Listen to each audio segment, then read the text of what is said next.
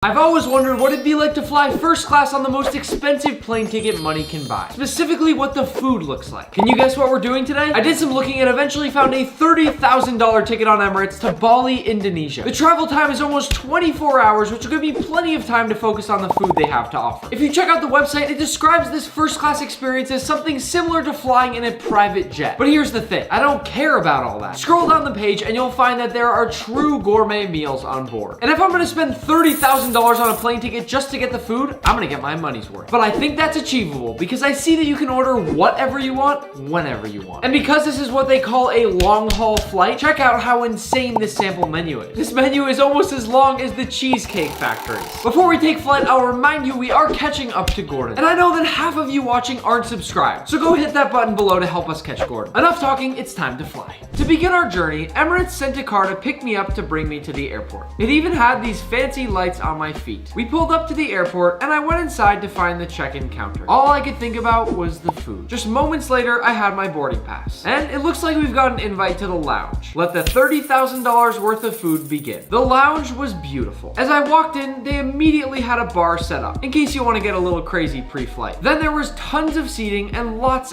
of food. Everybody was relaxed, and my friend next to me even had his shoes off. Eventually, it was time to board, and I was taken down this separate walkway. The plane was huge. Humongous what? I mean, this was the biggest plane I've ever seen in my entire life. They quickly led me straight to my seat, but this wasn't really even a seat. It was a massive gold-covered pod. Look at all this floor space. So many activities.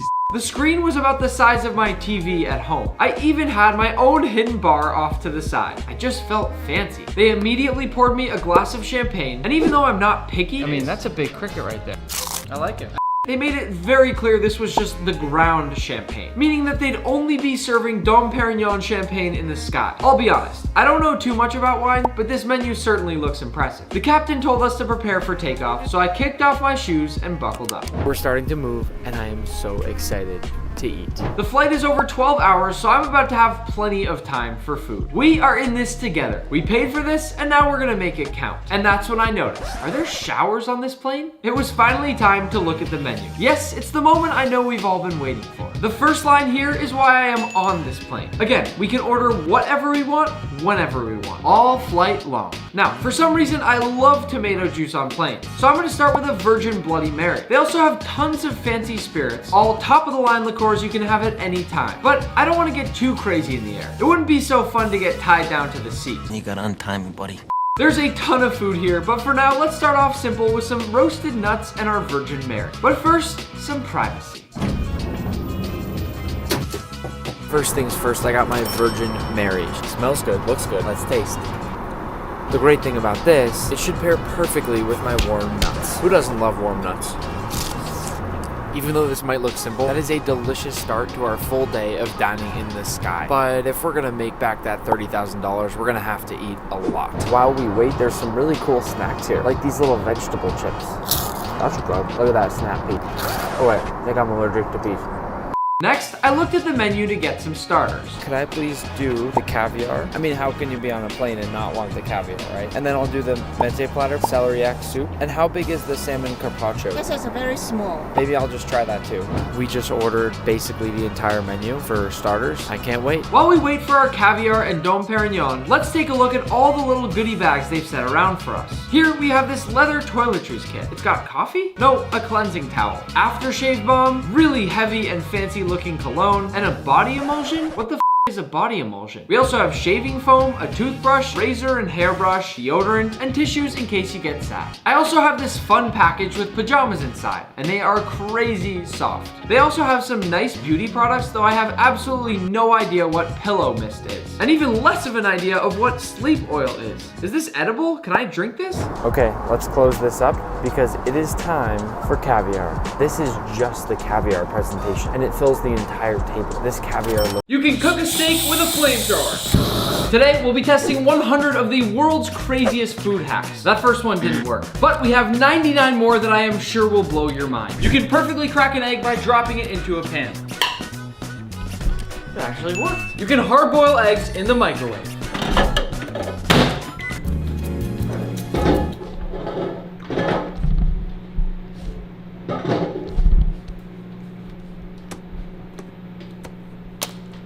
It's in the microwave for 6 minutes and we're about 4 minutes in. I guess we wait.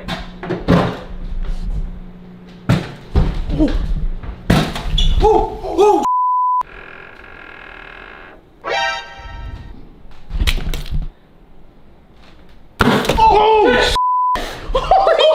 That was so hot. You can microwave an orange and then stick in the straw to drink the juice. Break the microwave? Oh no. Stop. We'll roll it around first, stick in a straw. I don't love hot orange juice, but it seems like this works. You can microwave lemons to get more juice. One will go in the microwave and one won't. Here's our microwave lemon, and here's our non-microwave. And this one's already dripping. Squeeze. Wow. We'll see. You can get beet juice off your hands using lemon juice. I do hate when I'm cooking beets and soap won't get it off my hands, so I'll rub my hand generously with beet, and let's find out if this works. Ah, it's still hot from the microwave. But I have to say, it's working perfectly. Apparently, there's a proper way to break Toblerone. Most people go like this, but apparently you're supposed to go like this. It's more fun, but it's not more effective. There's a proper way to pour sugar packets into your coffee. Most people tear the top and then pour. Apparently, you're supposed to break it in half. It's way easier. You're supposed to flip these containers upside down to pour. Most of us would go like this, but then it goes up and down with the air bubble. Try instead pouring like this for a nice seamless flow the whole way through. You should reheat a slice of pizza using a glass of water. World's best ingredients. This is leftover day-old pizza. In we go with our glass of water. The crust feels nice, and this slice looks great. The water gives the pizza back some much-needed moisture. Works like a charm. You can use mayonnaise to sear a steak. We'll lather it up in mayo. Make sure it's nice and fully coated. We have no oil or anything in the pan, and in goes our steak. What I'm looking for is a nice crust, and it looks like we've got it. You can cut the perfect cake slice using serving tongs. I'll take my tongs, find the middle of my cake, and make that perfect slice. This one worked perfectly. It's literally the perfect slice. You can also use dental floss to cut a cake, and hopefully floss my teeth more, because I had 8 cavities the other day. I'll take a nice long string, wrap it around my fingers, and cut across the whole cake. Then one more cut, and out comes my slice. That works too, but I like these better. You can soften butter using a steamy cup. A hard stick of butter and a steamy cup. We'll set down our butter, then our cup, and we wait. A few minutes later, this happens. It worked. You can use frozen grapes to chill wine without watering it down. Into my glass with some wine. Side note, frozen grapes are the best snack ever. And into our wine with some frozen grapes. That didn't really work, and you're not supposed to cool red wine anyway. Use wet paper towels to immediately chill wine. I'll wrap this baby up nice and cozy, pour on just a little bit of water, and into the freezer we go. Just 15 minutes later, you can see the bottle's nice and frosted. And if I remove the towel, this thing's really cold. You can hyper cool a drink using salt and ice. Into my bowl with some ice, then cover with some water, and a generous amount of salt. All in the name of science. Then in goes our room temperature drink. Just a few minutes later, this thing is so cold I can hardly even hold it. That's awesome. Use a fork to dip your Oreos so your fingers don't get wet. I'll wiggle in my fork into the filling, fill up my glass with some good old milk, and in we go. While I don't like dipping my Oreos in milk, I must say, this works. Use chopsticks to eat Cheetos to keep your fingers clean. Ooh, they're flaming hot. Why anybody would ever do this, I don't know, but it's great practice for using chopsticks. Store your plastic wrap in the freezer to make it less sticky. This has been in the freezer several days, and there's just one test we should do. If I can get this undone, this works like a charm. Just a little straightening out, and it's back to new. That is a good hack. You can use a water bottle to separate egg yolks. So theoretically, we push out all of the air of a normal water bottle, and then it's time to try to suck the yolk. Wow! You can use eggshell to remove eggshell. Into a bowl, I will drop a few eggs. I'm not having any luck. You can wet your fingers to remove eggshells. I'll wet my fingers, and in I go. It works, but nothing will ever make removing eggshells easy. You can use a bowl of water to tell if eggs have gone bad. Here is a farm fresh egg, and an egg that I left outside in the sun for 3 days. As you can see, the egg from the sun floats, and the farm fresh egg sinks. Success! Dr. Pepper is just Coke and root beer combined. I'm a sucker for Dr. Pepper. Into my glass. I'll fill my glass about halfway up with this Coca-Cola, and the other half will be some classic root beer. Dr. Pepper's definitely darker.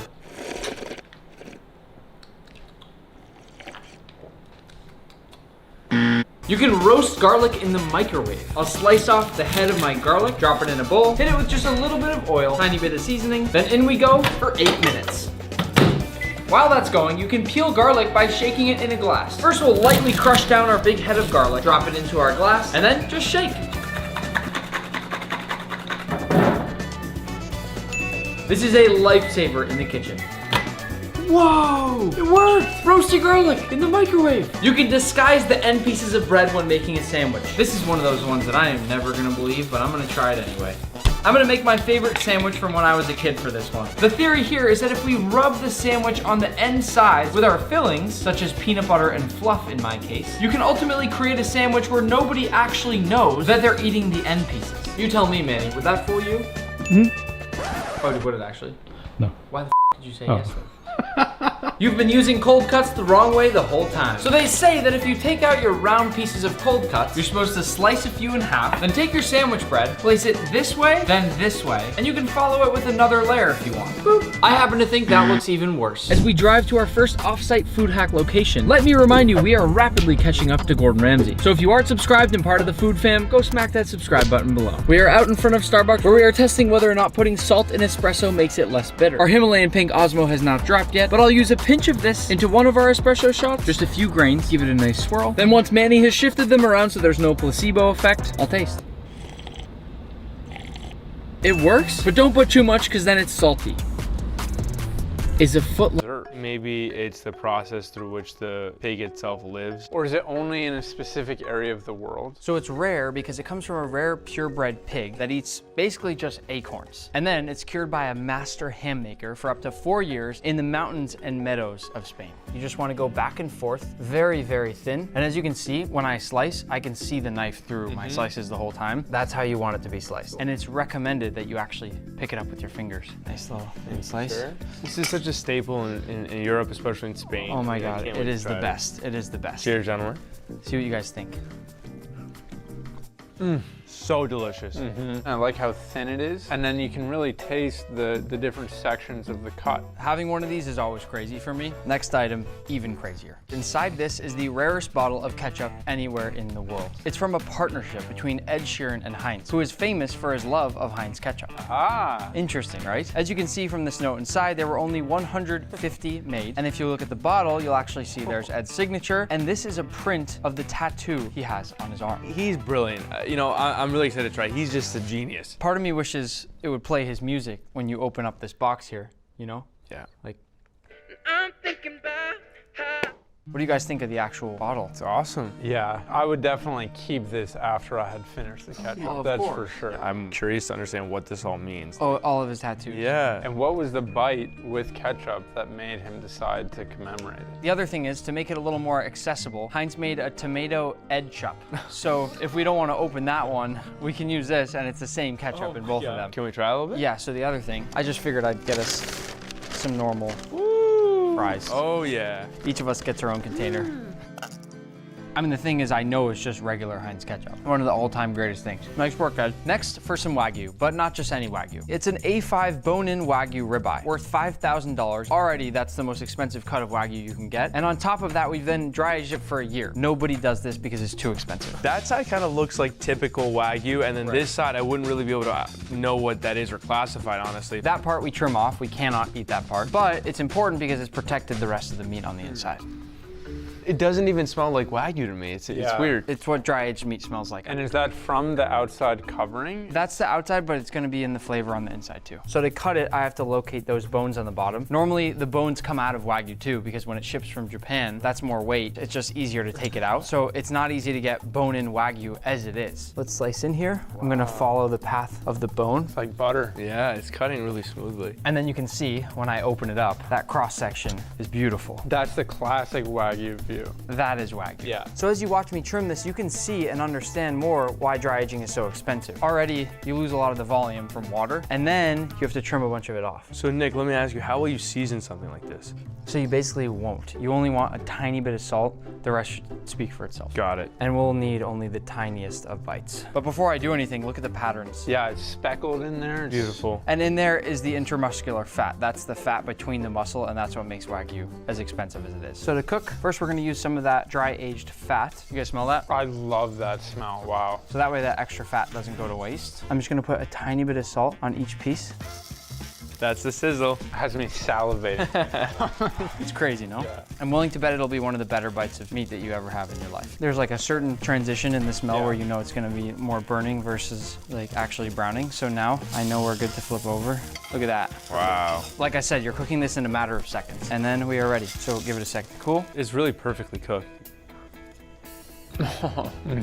Is it a $5,000 bite? You said before this is gonna be one of the best bites of meat. It really was. It was so good. I don't want it to end. For this next one, you're either gonna know what I'm talking about or you're gonna think I've gone completely insane. Let me ask you guys first. Have you ever seen those crazy listings on eBay of these weird, rare-shaped snacks? Or do you I have don't no think I idea? spend as much time on eBay as you do. So you have no idea what I'm talking about? No. Curious what you mean by weird shape. In 2017, a hot Cheeto that was in the shape of that famous gorilla Harambe sold for $100K. And then in 2021, somebody in Australia found a puffy Dorito and the company, Doritos, actually bought it from them for $20,000. Can you guys guess where I'm going with this? No, I really can't. What did you find? The right question is, what did I buy? I may or may not have spent about $10,000 on some of these rare snacks off eBay. Oh boy, what do we got? It doesn't look like much. Are you serious? I'm serious, yeah. This? Hold on. I bought this little school of goldfish. I bought a puffy Dorito. I bought this seahorse-shaped Cheeto, and I bought a chicken nugget in the shape of the Among Us character. For $10,000? Maybe a little more. Before you guys judge me, let's just look at them. These are such rare misprints of the most popular snacks in the world, and people actually buy them. People just Nick. Look at this. It's a school of goldfish swimming together. Wow. Come on. I don't know about 10,000. I just don't know. People find meaning in a lot of different things, and I'm really happy that you found that. The puffy Dorito was supposed to be in here. Where is it? They sent me an empty box. I'm stunned. Among Us chicken nugget. That's pretty cool.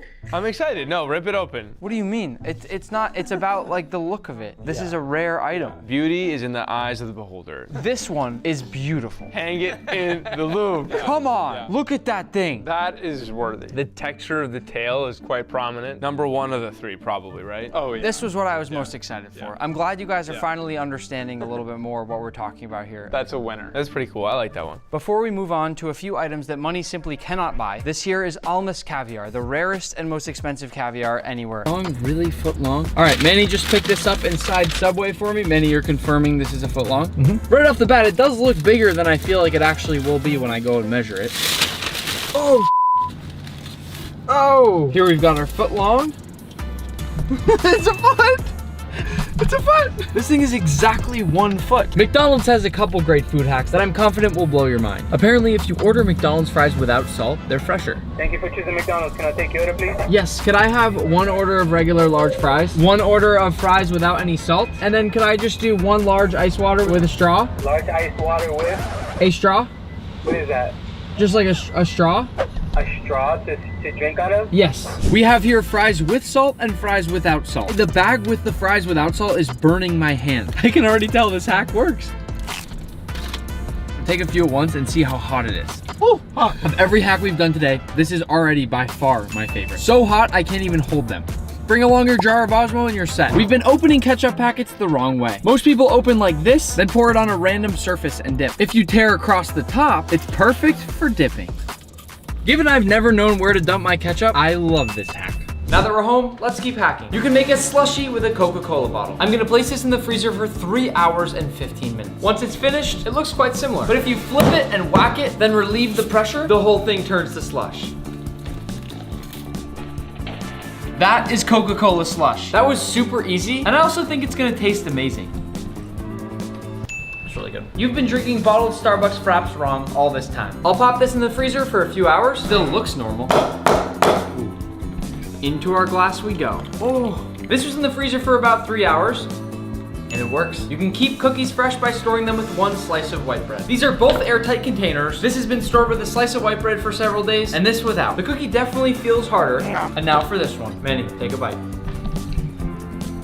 Oh, that's really soft. You can make a quick ice cream sandwich using a pint of ice cream and cookies. Apparently, you just slice into the ice cream pint to get your ice cream center. Then we take 2 cookies, 1 on the bottom and 1 on the top. The perfect ice cream sandwich. You can make fresh baked cookies perfectly circle with a cup. We'll flip our cup upside down and just go around like that with the cookie. That didn't work.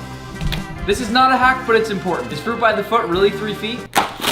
We'll unravel, and it's time for a bit more tape measuring. Only 30 inches. This is a lie. Apparently you can ripen avocados in the oven. Apparently you can do the same thing with banana. We'll put them in together.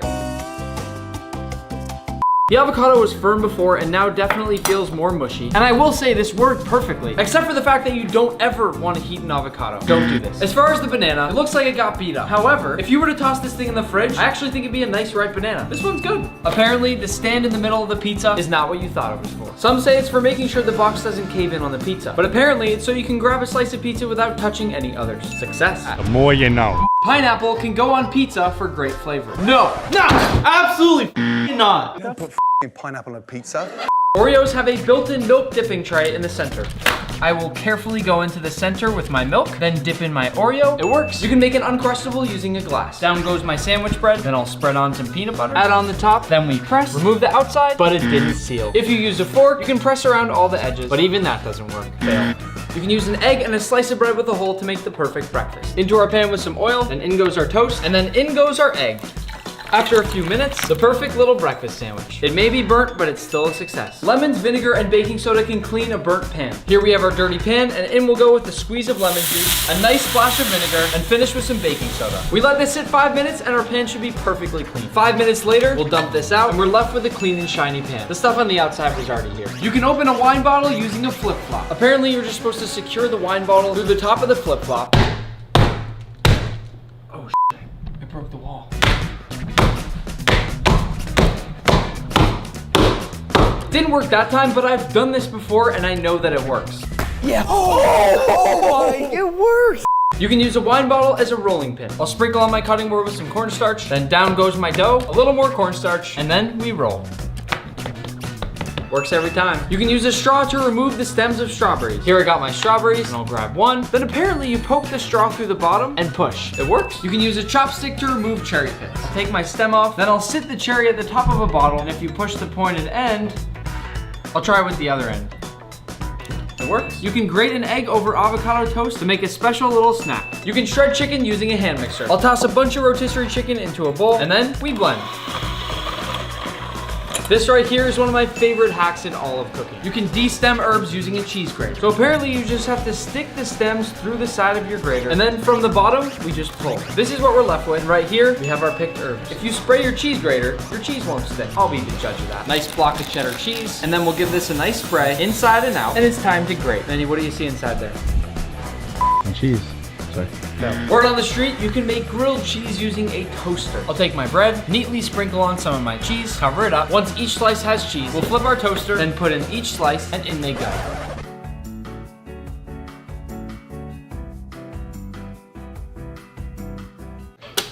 That just doesn't seem passable to me, so I'm gonna say no. You can shuck corn using a microwave. Into the microwave these go for 4 to 5 minutes.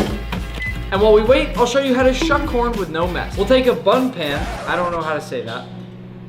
Bunt. Place down our corn right in the center and gently and carefully chop down the side. Now, all of that corn falls right down into the middle of our pan, leaving us eventually with a nice clean cob and a bunch of corn. Once our corn is nice and hot, just chop off the end, and then I'm supposed to just squeeze. Easy shucked corn, and it's cooked too. If you freeze an onion before you cut it, you won't cry. It's too frozen to even cut. Inconclusive. If you put a piece of bread in your mouth while you cut an onion, you won't cry. Minnie, you sure this is real? Yeah. Are you guys messing with me? No. This is on like reality shows. Okay. So much onion juice in my eyeballs. It worked. Told you. You can make hash browns using a waffle iron. I'll open it up, give it a little spray, then in go my potatoes. Season with just a little pinch of salt, then we close it down. After just a few minutes, here's our hash brown, but let's see if it holds together. Success. Manny, taste test? Yeah. Well, we'll go our 12 beautiful egg yolks. If we want, we can add just a little bit of olive oil here, and then we break those egg yolks. Such a satisfying thing to do. Slowly bring in that flour from the outside to incorporate that into your yolks, gently and gradually mixing until everything is nice and well combined. At this point in the process, I usually like to bring in my bench scraper, which lets me easily bring everything all together.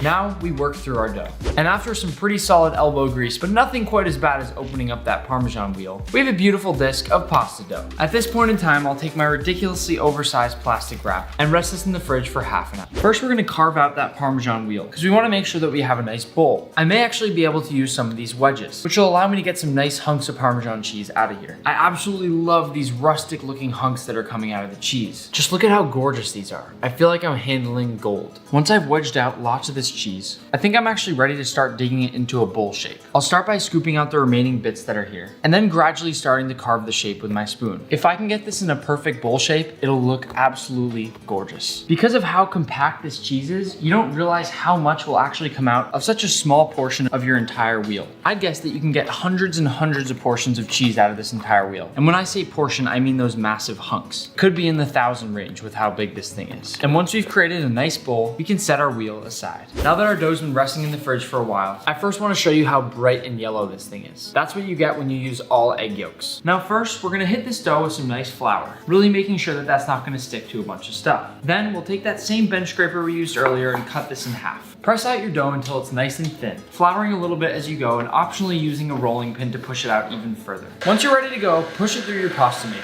We should get a gorgeous, beautiful, and smooth yellow dough. And as I think I've discussed before, I always like to fold it together and put it through a second time to get out any air bubbles.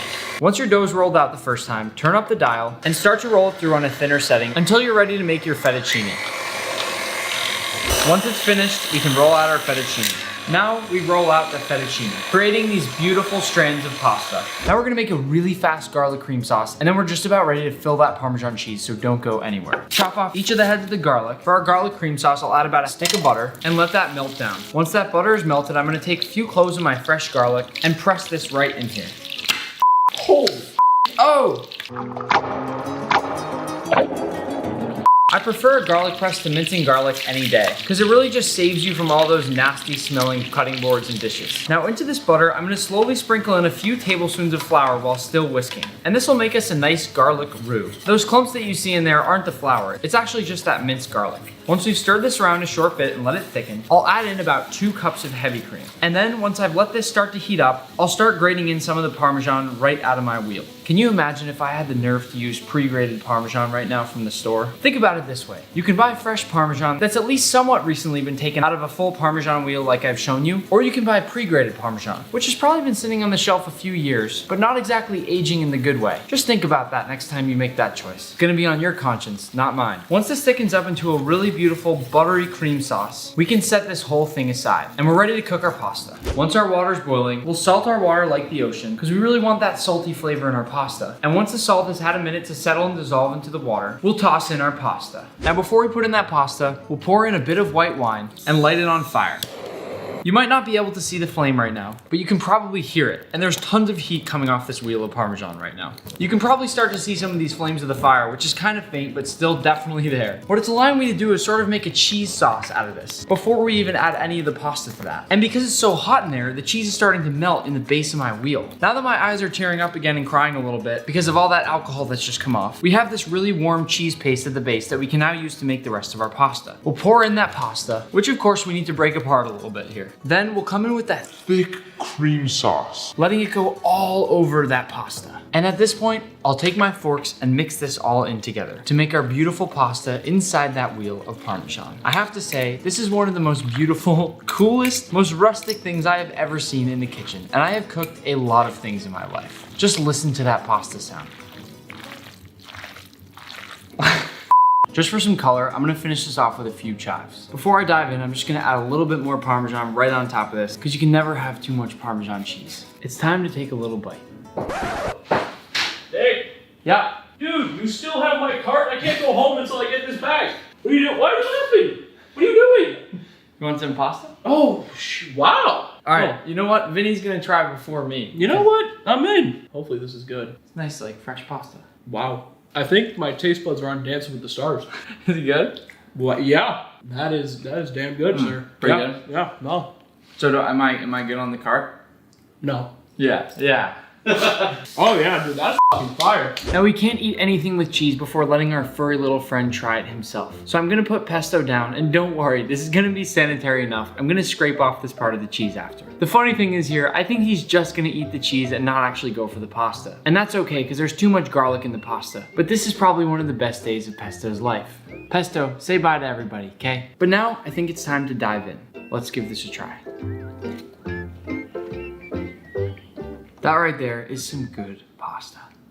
Honestly, I'm even having a little bit of a hard time describing it. All of it is so fresh. I just feel like you can't get much fresher than this. I mean, sure, I can take a trip to Italy next time and get the wheel right from the cheesemaker in some beautiful old basement where they've been aging it for a while. And that would be a little bit fresher. But I mean, this is pretty darn fresh. One thing you may be able to see when I hold the pasta up close is how well our beautiful cream sauce holds to our pasta. What's great about that is that we've nailed the consistency of that cream sauce. That garlic in there is perfectly there, yet nice and subtle. The pasta is perfectly soft and has that light egg yolk flavor with that fatty, rich, and creamy texture that we look for in a pasta. While the entire experience of eating it out of the Parmesan wheel elevates everything in every single way. So much about tasting and enjoying food comes from your smell. And sitting in front of a Parmesan wheel like this means you're smelling all of that cheese on the outside of the wheel. Seriously, this thing is cheesy. Just looking at this gorgeous half wheel is so special. Now, before I finish, I just want to say thank you so much for watching. You are all the reason that I can get things like this and make videos like this. And there's lots more coming where that came from. All you have to do is make sure you toss the video a like and a comment there, which helps so much. Let's try to get this one past 100,000 likes, why don't we? And in the meantime, don't forget to hit that subscribe button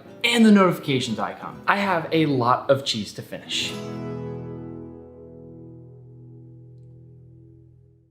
Crystal. Oh, okay. Oh, good aim. Spilling it. Oh, I just spilled like 50 bucks. This is just gonna sit here like any wine would to kind of open up. And ideally this water is the best water we've ever tasted. I gotta be careful when I pour this. Every drop counts. Bar is high for this. Cheers. Cheers.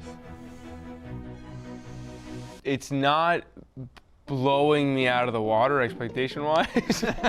I don't know if I can taste the Amazonian air. It's almost more of a power move to buy your water like this and just be like, this right here, the rarest, most expensive chocolate bar in the entire world. Woo! You guys like chocolate? Love chocolate. This company only makes a few hundred of these per batch, and they regularly sell for up to $500 per bar. What makes this so rare is the cacao that this comes from. These are cacao pods. This is the fruit where chocolate comes from. And there's this one variety of this fruit from Ecuador that dates back 5,300 years old. A lot of people thought it went extinct until not that long ago. Someone found a few trees in this remote area of the Ecuadorian rainforest. That looks pure. I have a sort of a fun idea. 1 second. What is he up to? I have this other box of dark chocolate, also from Ecuador. It's from a company called Blue Stripes. It's a beautiful bar itself. Each of these chocolate bars goes for $5. So 5 versus 500. I want to do a blind taste test. Can this chocolate be worth that much money? Let's find out. Put on your blindfolds. I'm going to mix these up so that only we know which one is which. First one, I'm gonna give you guys each a square. It's really, really good chocolate. It's not too brittle. It's chewy enough. I like that one a lot. Now for the second one. Cheers. This one feels a little less rich, a little lighter, right, Mark? Yeah, the bar's not quite as thick. Not quite as flavorful, I'll say that. So which bar are you picking? Number 1 or number 2? I have to say probably bar number 1. Me as well. Take the blindfolds off. Bar number 1, the $5 bar.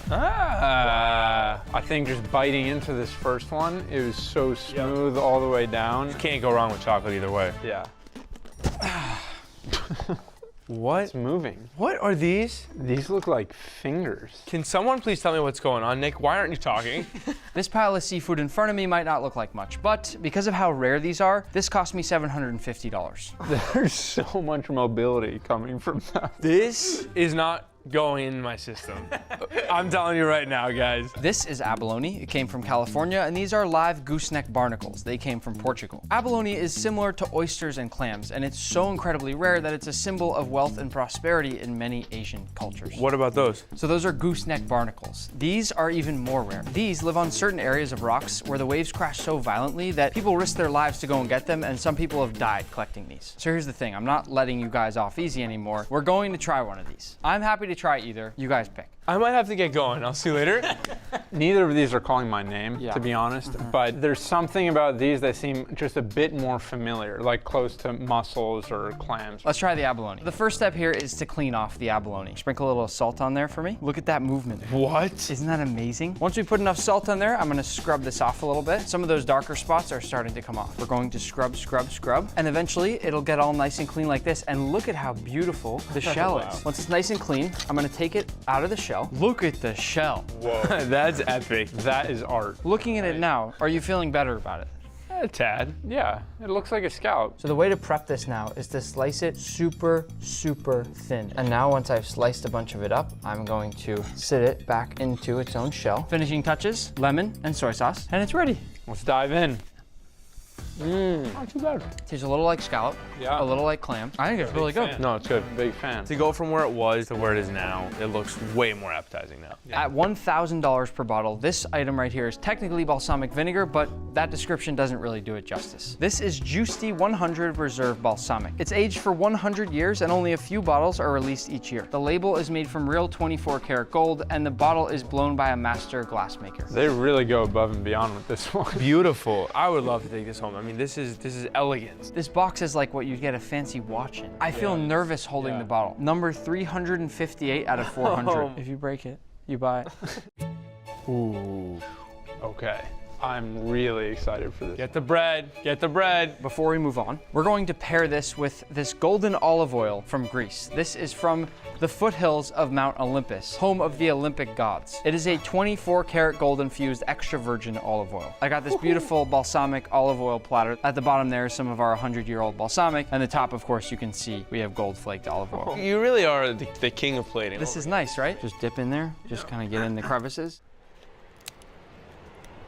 Wow. 10 out of 10. Seriously, 10 out of 10. And the olive oil is a proper way to start a meal. Next up is a $1,500 item called Elvish honey. And it's rare because the honey has to be harvested in the middle of the night by professional climbers. That's beautiful. Yeah, I love the honeycomb glass. And speaking of honeycomb, I wanted to bring in a full frame of honeycomb just because I don't know if you guys have ever seen that before. No. This is like nice, good quality, regular honey from a honeycomb.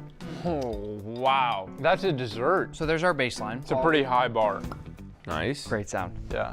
It smells so different. It smells more like molasses, to be honest, doesn't it? It doesn't even smell sweet to me. It smells more savory. Yeah. Yeah, almost lemony. Really fragrant from all those wildflowers, I think, right? That's cool. Yeah. The more you smell it, the more it kind of opens up to something totally different. Just a teaspoon.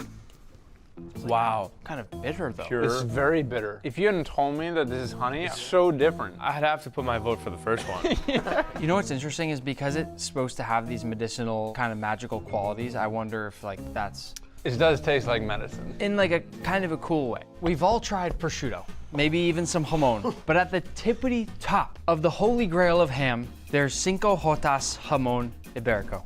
I love jamón ibérico. In front of us is a leg of the finest ham on the planet, but that does result in a hefty $2,000 price tag. That said, I have been lucky enough to try this before, and I will say, as a special treat once in a while, having a few slices is worth it. All right, let's do it. I'm ready if you are. So first, I'll make a small cut right here, and then we begin to start trimming away some of that fat. We need to save all of these fat scraps that we cut off. We need them later when we go to cover up the jamon, since we're obviously not gonna eat all of it right now. Do either of you guys have any guesses on what makes this so rare? I would have to guess it's either the number of animals or the way that it's presented. Fantastic. The pearls are perfect, and that is what I look for in any good caviar. Now, I do love that we also got a mother of pearl spoon. This is a must with caviar.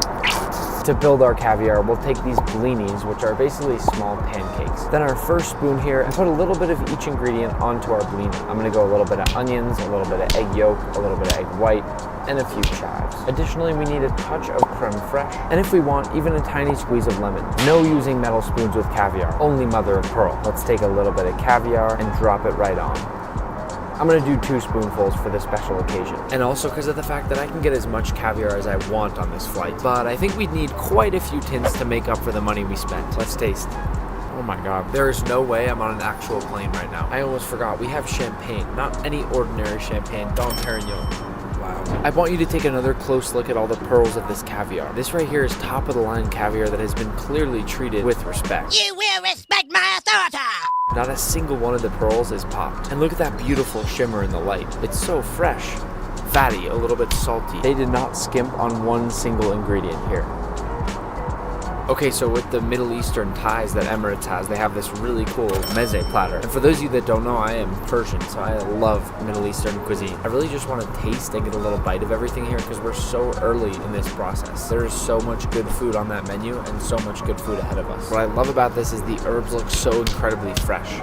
It's like they have a parsley garden downstairs and they just put it on the plate. I like trying some of these dips without bread just to really taste the flavors there. Oh, that silky smooth, smoky eggplant balanced out with those pomegranate seeds. Wow, chef's kiss. Grape leaves, rice, not my favorite here. I believe this is falafel. Oh, it is not. There's beef inside. I like that. A lot of pickled veggies. And now I'll dip my pita in the hummus. Oh, that is so good. Baba ganoush. Wow, that is my favorite thing I've had so far. That is perfect. Here's the thing, the meze platter is great. You can tell when things are fresh and you can tell when they're not. And most of this is over the top fresh. So whatever chef is back there in the kitchen grinding this stuff out, keep slaying. I am excited for what's next. But mark my words, I will get my money's worth. Next, they brought out the celeriac soup, which looked gross at first, but was surprisingly incredible. I literally hate soup, and this soup is stupid good. So this here looks to be our salmon carpaccio, which I have to say looks really good too. It's pretty simple. As you can see, the flavor of the salmon is awesome. What it really is just smoked salmon with this really good sort of egg mayonnaise at the bottom, which I really like. Up next, we have our first main course, which is salmon, though I still think I'm gonna order throughout the day different stuff just to taste. All right, let's take a taste of this salmon. The sprinkle of Osmo definitely makes it better, but the salmon is not as fresh as I'd like it to be. And perhaps the worst part, it's really overcooked. It's rubber, plastic, dry. I do want to try these cute little tomatoes on the vine though. Let's taste one. This tomato just squirted all over me. That's enough now. But it was tender and tasty. All right, we've already ordered a lot of food on this flight and I'm starting to get a little bit full, so I want a quick break. I say we go check out the lounge. But before I leave, I also wanted to mention that we're doing a lot of promos for Osmo lately, where if you order other stuff, we'll throw in something like this for free. Go check it out in the description below. Free fancy flaky salt. Let's go to the lounge. The lounge was basically this hidden small bar in the back of the plane. I ordered myself a virgin mint mojito and got a slice of lemon pound cake. Yummy. That's yummy. After getting some work done, I noticed everyone around me was asleep and it had gotten pretty dark outside. But since I'm here for the food, I stayed awake and got a nice light salad and a few delicious desserts. I dropped the cheesecake, but I ate it anyway. I also got some tea to try to help me get tired for a little nap. I never noticed there were stars on the top of the plane too. The seat folded back into a huge bed with a super comfy pillow. I turned off the TV and fell right asleep. I woke up and went straight to shower. And not surprisingly, the bathroom was insane. The floor was super nice and heated too. I just couldn't believe I was showering at 35,000 feet in the sky. It did have a timer and time ran out in 5 minutes, so I headed back to my seat. There was a fruit plate waiting and only an hour and a half left. It's light outside again, so time for some breakfast. Good morning. After that shower, I'm feeling pretty refreshed. I even feel like I look refreshed. They said the grapefruit juice was fresh, but I'll be the judge of that. It is, but there's a caveat. Whoever juiced that grapefruit did not do the best job. They put too much of the white pith, so it's really bitter. Let's see if the blueberry smoothie evens it out. Refreshing, a little tart, yogurty. What's not to love? I'm not into yogurt. The fruit definitely looks nice and fresh. And it is so cold. In a good way. We gotta taste all the breads. This looks like a pig in a blanket. Well, we're not in France. That's for sure. For the main breakfast, I had a cheese omelet that looked to have been cooked well ahead of time, a sausage that seemed to be falling out of the casing but had good flavor, a very soggy waffle, and a few other bites. Well, now you know what it's like to dine on a $30,000 Mark Rober, one of the biggest YouTubers on the planet who's gotten billions of views on his science and engineering videos. But it turns out he has no idea how to cook. Whoa! Today, I'm gonna turn Mark into a master chef. I'll start by putting him through an intense culinary boot camp, and once he masters the 3 most important skills in the kitchen, he'll attempt to cook a gourmet meal all by himself, completely from scratch. Mark, apron on. You'll get a chef's coat just like this one if and when you earn it. And before we start our official training, I have a gift. Whoa. That is your brand new chef's knife. Take good care of it. This is what's gonna teach you to do anything in the kitchen. How do I judge if it's sharp? I'll give you a piece of paper. Okay, yeah. Ooh, that's sharp. Not how it's done. Oh. Whoa. Can we just cook with paper? One more thing before we start. If you succeed in this whole challenge, you get this cool trophy right here. I do have a trophy case at Crunch Labs, and this would look very good. If you fail, you have to wear this hamburger hat on your whole trip home. Come on. This is how I'd look. The first skill I'm gonna teach Mark is knife skills. Before you can cut anything, you need to know how to hold a knife. How would you hold this knife? For sure like this. Wrong. Really? I at least have the right end. Give me that. The way that you actually hold a chef's knife is you pinch around the base of the blade with your thumb and pointer finger, and then wrap the rest of your fingers around the handle. That gives you full control, almost like an extension of your arm, and then you can slice nice even cuts. Because I don't trust you yet, you're gonna put this cut-proof glove on. No way, this is like chainmail. Mark can't cut his fingers now. With your other hand, you wanna make a nice claw. The claw. and you want to cut using the claw as a guide and go down the edge there. Pick up this knife and just start showing me those slices on the cutting board. Try to get in the rhythm of it. Watch the motion. Oh, yeah. I understand. He's a quick learner. Can I do a no look, or I always need to be looking? You can do a no look. You sometimes do that? All right, let's bring in some ingredients. First up, tomatoes. Tomatoes, isn't that like the hardest thing to cut? With the first tomato, I want you to make nice, even slices. Yes, chef. You should be going forward the whole time. Oh, yeah, That's how yeah. you slice. Okay. Okay. Even slices. You said that like I'm not doing them evenly. Well, are you? You know, this was the first one. We're not counting this. This is the last one. I know as chefs, you never count the first and the last. I've seen worse. Looking at these initial knife cuts, we're starting back at square one, maybe square zero. There's room for improvement, I'll give you that. If we get to the challenge later in the video, I'm not gonna be the one judging you. You're gonna be the judges. So at the end of the video, comment down below if you think Mark did a good job and if you think he became a master chef. My fate is in your capable hands. Next tomato. Get me the thinnest slice you can possibly get. This is all about precision and knife control. Whoa, okay. You're not holding the knife correctly, are you? Ish.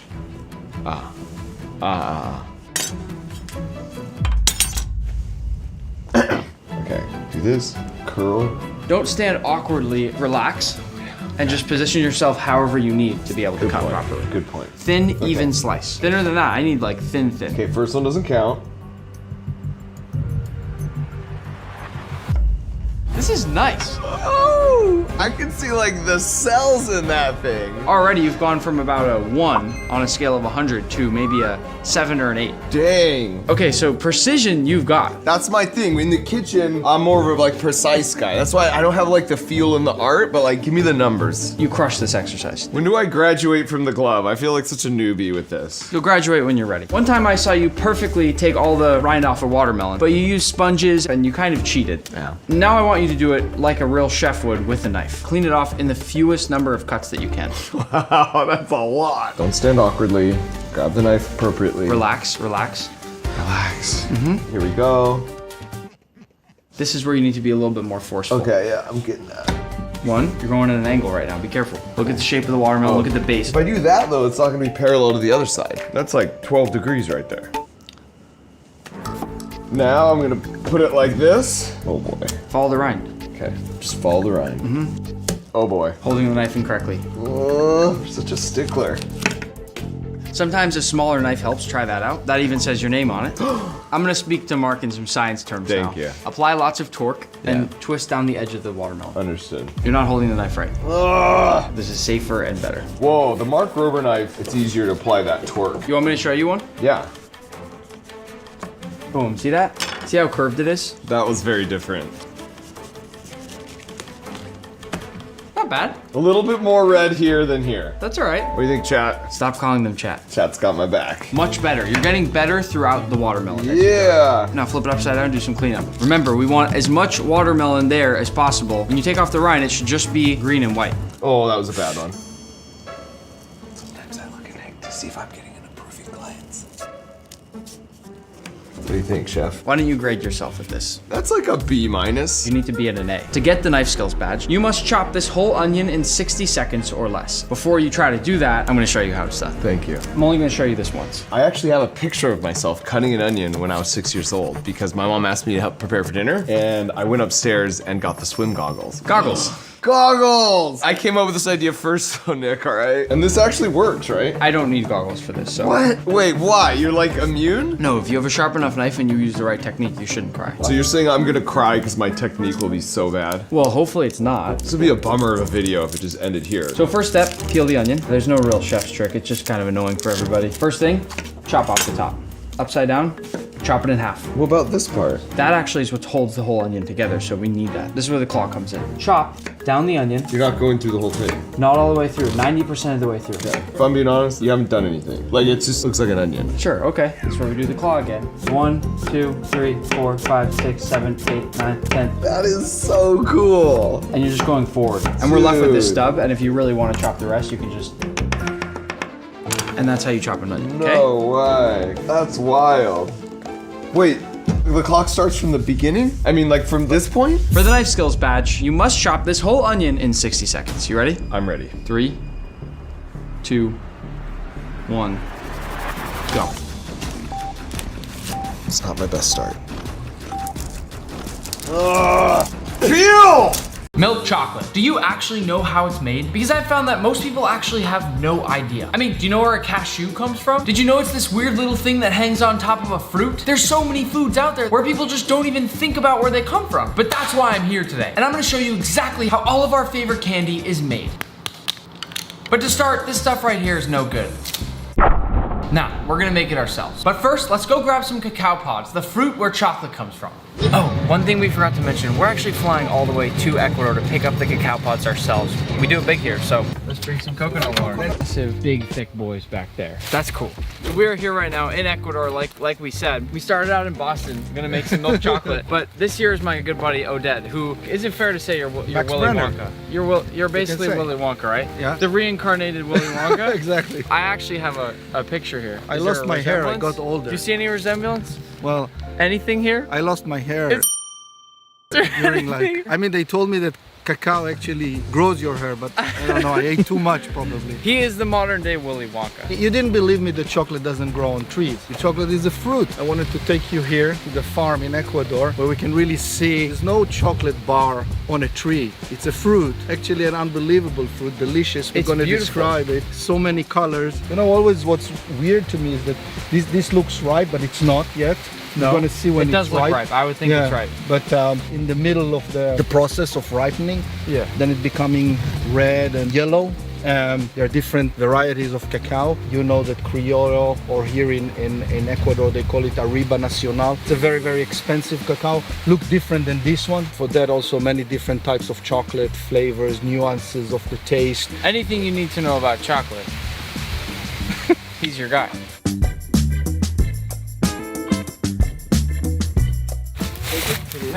Don't open it with your hand.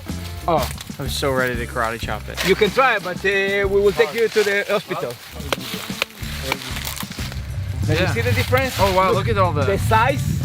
You see the sap? Manny, go ahead. You can take a little bit. It's okay. Sure? Yeah, you won't be fired. You're fired. No. The moment you cut it from the tree, it's like the umbilical of the mother. Starts fermentation. Now, when you eat it, let's say, here you can see the evolution. Why human beings are so close to the monkey. That's the closest you can see. That's the closest evidence of a monkey. He's eating the whole seed, the whole thing. It's in your hand. I love cacao. I love it. $400 bar because they make it from this, from Nacional. $400 chocolate bar from these pods. Look, this is a disease. Oh, okay. Yeah. Tom Brady is throwing this one to Odette in the Super Bowl. That's what should be. That should be a commercial. It's actually like a football. A little spiral. The flavor of this is, I can't even begin to describe it. Right off the trees, it's like a little bit gooey, but it's almost like a carbonated taste and texture with like citrusy, sweet, almost a little lemony. I don't even know how to describe it, but it's incredible. Look at that. Amazing. Crazy to think that this turns into chocolate, right?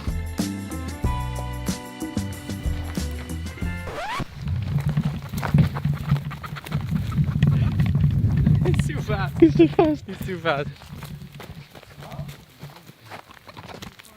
Get him. So they have 3 massive farms here. There's fields literally just go on forever, and it's just tree after tree after tree, all super packed together. You have this perfect little cute building in the middle of nowhere, right? And then all these massive, massive companies that all of us know and eat all the time, they're all using this to make chocolate. Yo, cut the cans first. Yeah. Yeah. What are you doing?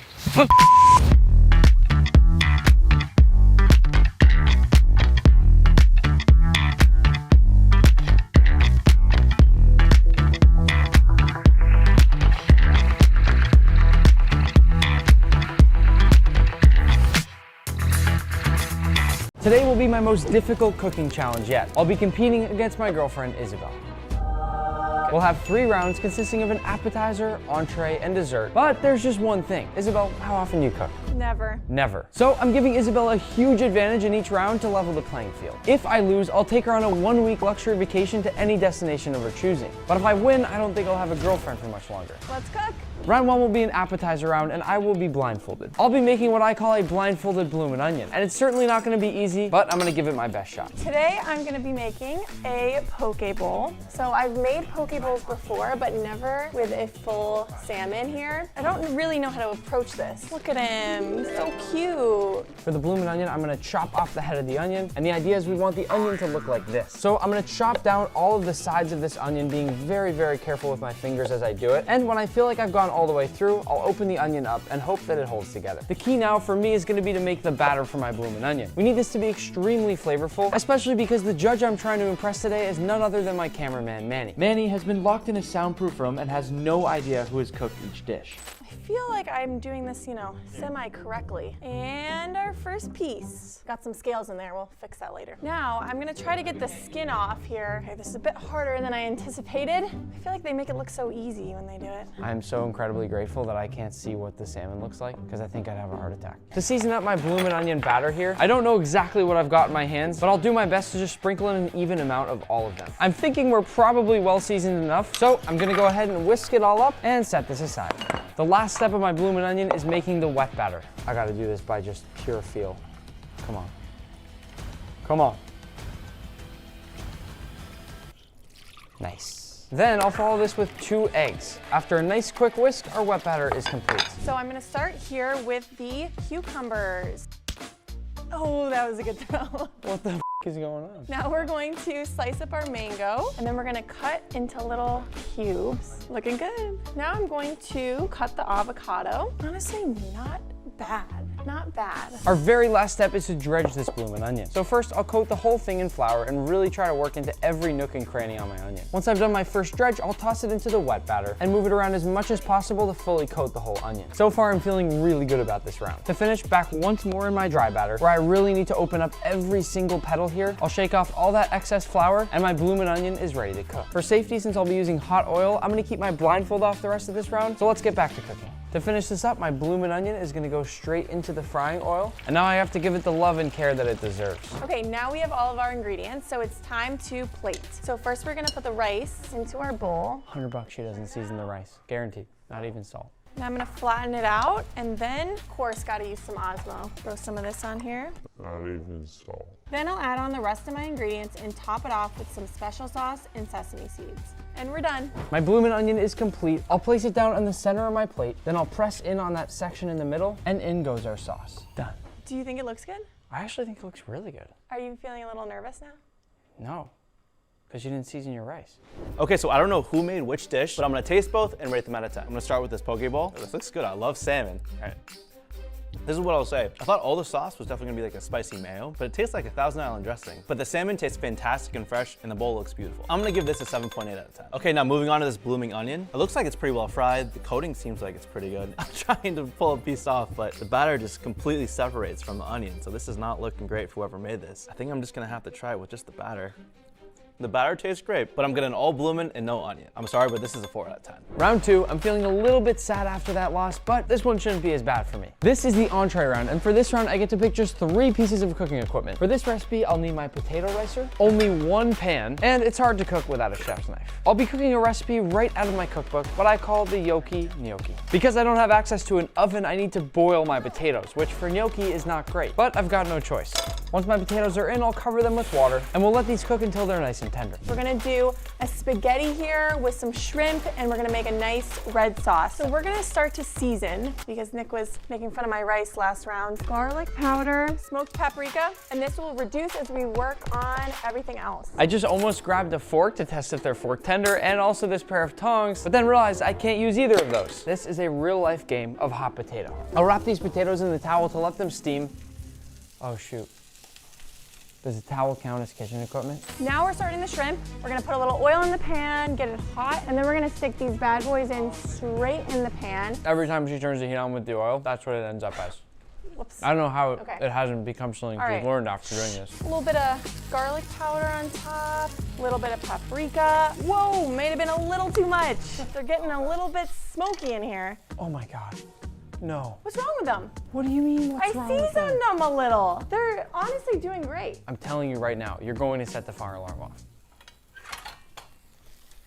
Should we restart? No! At this point, I'm gonna peel my potatoes, and the idea is that we wanna keep these as light and fluffy as possible. The most difficult part with this is that you wanna peel the potatoes when they're still nice and hot, as I explained in my cookbook, but it becomes difficult to do it without burning your hands. Now it's time for me to use my second piece of kitchen equipment, the potato ricer, which in my opinion, you cannot make gnocchi without. Using my hands now, since I have no other option, I'm gonna go ahead and make a little well in the middle of my potato here, then sprinkle over all of it with a touch of salt, a very light pinch of ground nutmeg, then into the center, I'll crack 1 egg, and begin to sprinkle in some of my all-purpose flour. Now, I'll gently begin to mix. Gnocchi is one of my favorite things to make in the entire world, but I've never done it with such a minimal amount of kitchen equipment, so we'll see how it works out. Isabel, what did I make you on Valentine's Day for the entree?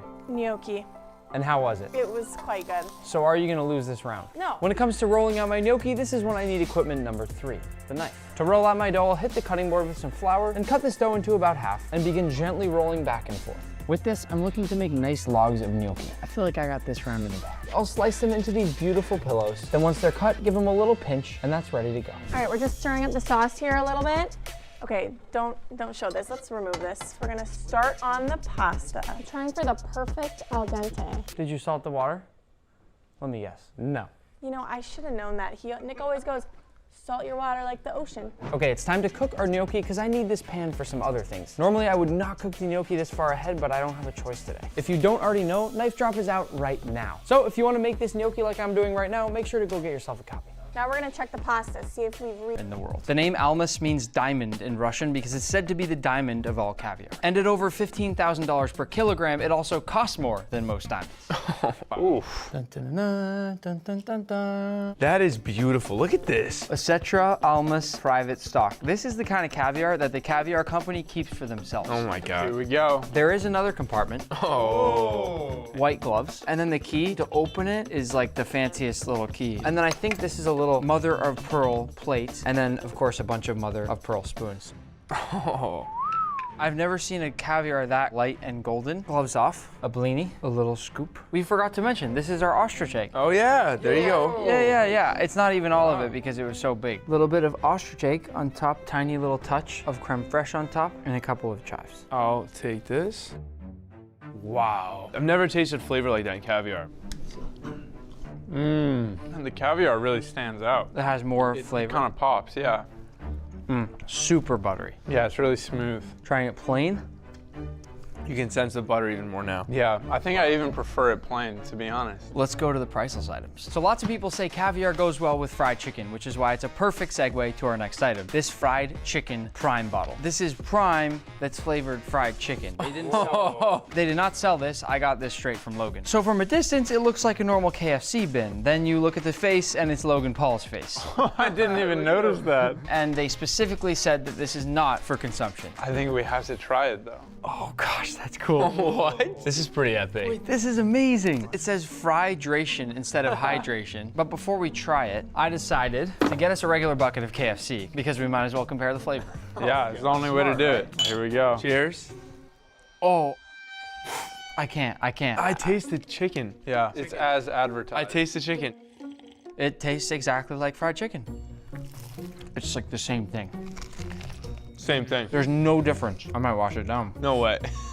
They nailed it, I guess. Right? Yeah, they really did. It's perfectly disgusting. Yeah, I'm not sure how well this would do on the market. As a product, it hit the spot. This is our second to last item. The final one is for you guys, and you'll see what I mean in a moment. But first, oh my gosh, is that a lobster? Why is it so blue? It's not a blue lobster. This is a 1 in 100 million cotton candy lobster. Just so you understand, the odds of catching a regular blue lobster are 1 in 2 million. This is truly the best representation of a food that money simply cannot buy. Lucky for me, I know a pretty cool lobsterman who caught this lobster a little while back and let me borrow it for this video. So how does this happen? Due to a rare genetic mutation, and this one here has a few brown spots because it's actually about to molt its shell, and when it eventually molts its shell, it's gonna look something like this. Never seen anything close to this. This is incredible. It would be a crime to cook this lobster. So we're gonna send him off to an aquarium where he can live happily ever after. And believe it or not, he'll be much safer than he would be in the wild there. So instead, I've got a lobster that's much bigger. This is an 11-pound lobster, the biggest money can buy. Look how small this crab is versus the actual lobster. Lobsters this old can be up to 140 years of age. Just look at the size of my hand compared to its crusher claw. And trust me when I say you don't want to get your fingers anywhere near this thing. It's so big that to prepare it, we need to break it down into smaller parts parts and then steam it in 3 different pots. Then the shell is so thick that I'll need to use some pretty incredible force to open it up. And guys, we're left with this.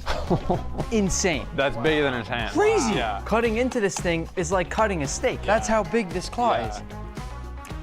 Tasty. Mm-hmm. Ready for the last item? Let's do it. So here it is, our final item of the video, a couple oysters. But before I say anything else, you're gonna wanna watch and listen very carefully. These are 10-year-old oysters. These are nearly impossible to find anywhere in the world. But here's the thing, oysters this old have a much higher chance of having a pearl inside. And the most expensive pearl ever is valued at $100 million. We are going to open one of these oysters. If it has a pearl inside, it's gonna be worth a lot, and I'm gonna send it to one of you. We'll see.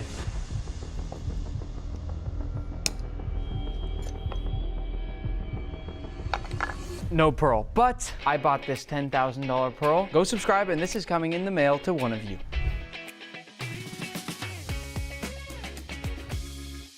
Be here. Close your eyes. To move into the final round, you need to put on your very own chef's coat. Chef Mark, what? Mark, do you have any idea what we're making? I have no idea. I picked a recipe that, whether most of you know it or not, is filled with lots and lots of science. The perfect burger and fries. I love burgers and fries. Have you ever made one? Not fries, a very simple burger. Today, you're gonna attempt to make a gourmet burger and fries entirely from scratch, except for the buns. There's no way you'd make the buns from scratch in time. You have great buns, Nick. This won't be easy. You'll have 1 hour, and if you don't finish, then we'll just judge you on whatever you make. I'm not just saying this, but the work I had to do to earn those 3 badges means I'm entering this with like some level of confidence. Probably overconfidence. Your 1 hour starts now. Go. Let's go! Chat, I'm not gonna let you down. Okay, this is the French fry maker. Place this here. I'm just gonna try this. Ooh, smooth. Never cut potatoes like this for French fries. I love this little machine. Get those in cold water right away. Okay, ice, ice, ice. The cold water is gonna pull the surface starch off these fries, and that will make them more crispy. Scientifically, we're making crunchier fries, baby. What's next? I make my sauce. This is for the burger. You know what I like is a good fry sauce. In Utah, they have this stuff called fry sauce, which is basically just mayo and ketchup. I'm just gonna mix this. That's good. My knife. Be careful. This is a big moment. Not bad knife skills for someone who's never cooked before today. So this is adding a little bit of texture, a little bit of saltiness. This is my bench scraper. Get them in there. Time for a little taste.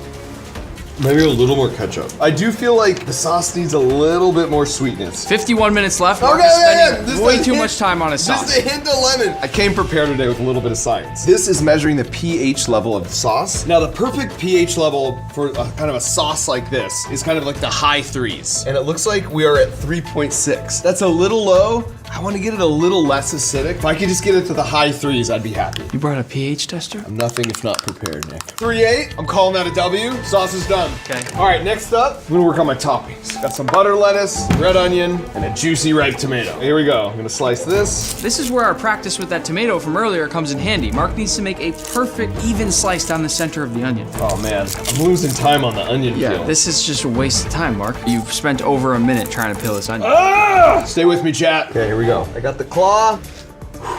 Claw that bad boy. Claw. You're taking way too long doing this part.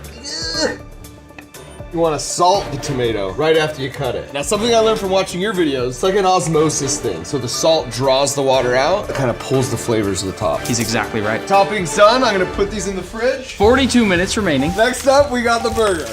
Okay. What are you doing right now? Honestly, this just feels cool. Believe it or not, Mark's actually doing the right thing. You want to throw your burger meat back and forth between your hands to remove all the air bubbles. Okay, Nick, it should come as no surprise. I like a precise burger right here. 166 grams, looking for about 151. 153, 148. There it is, 151. No backups, or? I'm only making one, but you say that like I should have a backup. I'm gonna make a backup. Mark, quick, come on. I feel like I shouldn't have to say this, but never pull out a ruler when you're making a hamburger. Just wasted a full 25 seconds doing that. When you see how perfectly these burgers fit on the buns, you're gonna regret that statement, Nick. Now, I'm seasoning high up because that gives you more of an even distribution. I really like to go high, Nick. Burgers are ready. 34 and a half minutes to go. You need to just... Gotta clean my workstation. I was about to say that. You don't need to say it, I'm a chef. I'm wearing the friggin' white thing. Next up, fries. They've been chilling in that cold water to really draw out the starch. Now I'm just gonna like pick the best ones. Get out of here. Don't need that. Pull out those fries. Quick, quick, quick, quick. Okay, I need oil. All right, I can help you with that. Oh, this is cooler than I was anticipating. You're gonna double fry these French fries. It makes them much crispier. Sounds delicious. And it's a little bit of a challenge I'm throwing in there for you because it's gonna take you longer. And you only have 29 minutes left. Woo! Okay, here I go. Watch your face. Ooh, that's starting to bubble up real nice. That is a nice gentle boil. There we go, right on time. I realize there's an art to cooking. There's a science to it too. I mean, these are all physical properties that are happening that are affecting changes in the food. Admittedly, I don't have the art side as much, so that's why I brought all my instruments. Normally when you double fry French fries, you want to go ahead and put them in the freezer for a while until you fry them for the second time. But since Mark's here, I wanted to bring him a treat. I got you some food grade liquid nitrogen. Liquid nitrogen! This part is kind of dangerous. Goggles on for safety. I'm not stopping the time for you, by the way. I don't need you to stop the time for me. We're just pouring the liquid nitrogen into this bowl here. So to be clear, we're doing this so you can freeze the fries faster and not run out of time for this challenge and then fry them again. All right, here we go. Liquid nitrogen. This one's for you, chat. Only the best. Here we go. The most scientifically proven way. You can see with the Leidenfrost effect. Nobody knows what the Leidenfrost effect. Leidenfrost does. It's named after him. Look at these little balls. They're kind of evaporating and rolling along the surface. Let's go. This is how you freeze French fries. See if they pass the sound test. Oh, that sounds frozen. Mark, that was really cool, but guess what? What? You only have 21 minutes left. Oh no. Oil. Time to put him back in. Clean your workstation. I won't let him proceed until he keeps his workstation clean. This is not part of the deal. Oil. Our oil is up to 375. This is a little hotter the second time through. Fries in. Let's go. Very frozen fries in. I'm just kind of let them cook for the second time. All right, Nick, I brought another tool. This is a decibel meter. The thought here is I can measure the crunchiness of the fry. If we look up, what's the ideal crunch for a fry? About 60 to 70 decibels. There it is. I'm gonna take one out right now, and then we'll measure the crunchiness using the pressure waves of the sound. Okay, here we go. Moment of truth. 6 decibels short of the desired crunchiness. How is the fry? The fry's pretty good. It needs a little bit more crunch. Here we go. Got it. We're like low 60s. These look amazing. Now we need to salt these from a high elevation.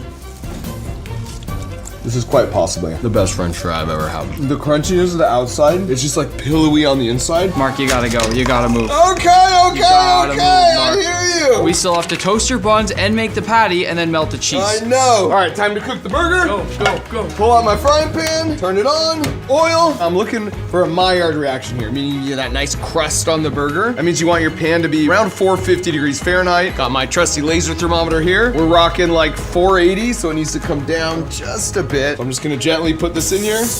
Laid it away from him, that's good. Making sure we have full surface contact so that Maillard reaction can take place. Come on, baby, chef hands. We got one more tool here. This is an infrared camera, but it's not just a thermometer, like it visually gives you that indication. Oh yeah, that's an even cook. Just the right temperature. 11 and a half minutes to go. You're kind of gotta get closer than I feel like I gotta make up some time here. Go ahead and flip away from me.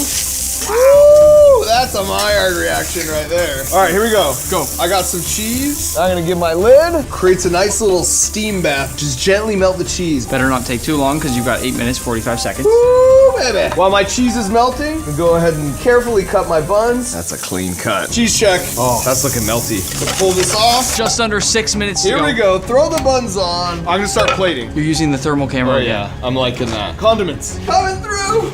A little bit of sauce on the bottom bun. 2 layers of lettuce. My burger. Where's my burger? Find the burger. Find the burger. Where's the Find the burger. I'm looking. It's right there. Oh, I missed that. 30 seconds remaining. Next up is the onion. Lightly salted tomato. Sauce on top. Quick. You're forgetting one. Fries! You're forgetting one big thing. 10, 9, 8, 7, 6, 5, 4, 3, 2, 1. Done. Round of applause for Mark. Come on. Let's go. Thank you. This truly, I'm not lying, is like the best thing I've ever made. Nothing I've made has ever looked this good. Unfortunately, I'm not the judge. So for everybody watching, Mark, why don't you describe your dish one last time before they comment down below their judgments? We got a beautiful burger with an artisanal bun, all the classic toppings, special sauce, and then some double fried French fries with my proprietary seasoning blend. Go comment down below if you think Mark Rober is now a master chef. The moment of truth. That's really, really good. I think I'm gonna cry.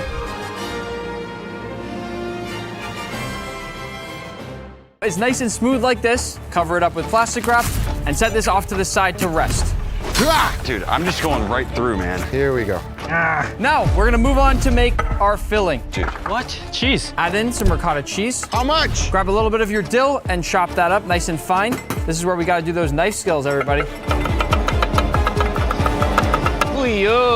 That goes in. Bada bing, bada boom. Then grab your lemon and a microplane, add in some lemon zest. That'll give some nice acidity to the filling. Smells amazing. Oh, smells so good. Tiny sprinkle of seafood seasoning, not much. And then salt to taste. Uncle Roger bring my own special seasoning. MSG. Nobody else have this. We're gonna beat all competition with this. What is that, Uncle Roger? None of your business. Last thing, grab one of the crab legs and chop it up super, super fine. This is how we're gonna get that crab meat into that filling. If Chef Rush lose, he's gonna beat you up, so Uncle Roger's scared. That's a true statement. Everybody gonna get it. Add that crab filling in, then mix it all up and season to taste. Make sure this tastes delicious. It should taste a little on the salty side on purpose. That's one big mistake you can make if it's not salty enough. This is where my MSG gonna shine. Wait, what?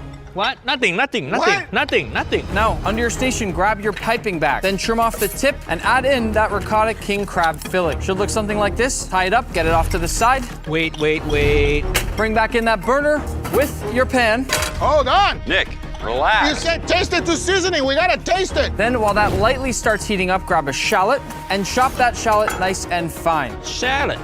Oh, come on, Nick. Chef Rush is so quick. Chef Rush, not talking. It's very scary when he stopped talking. If I don't win this, somebody's in trouble. Chop that shallot up nice and fine. Be very, very careful. Nobody cut their fingers here. You want people to not cut themselves, but you also want them to be quick. Add a little bit of olive oil. Crank up the heat. Grab your wooden spoon.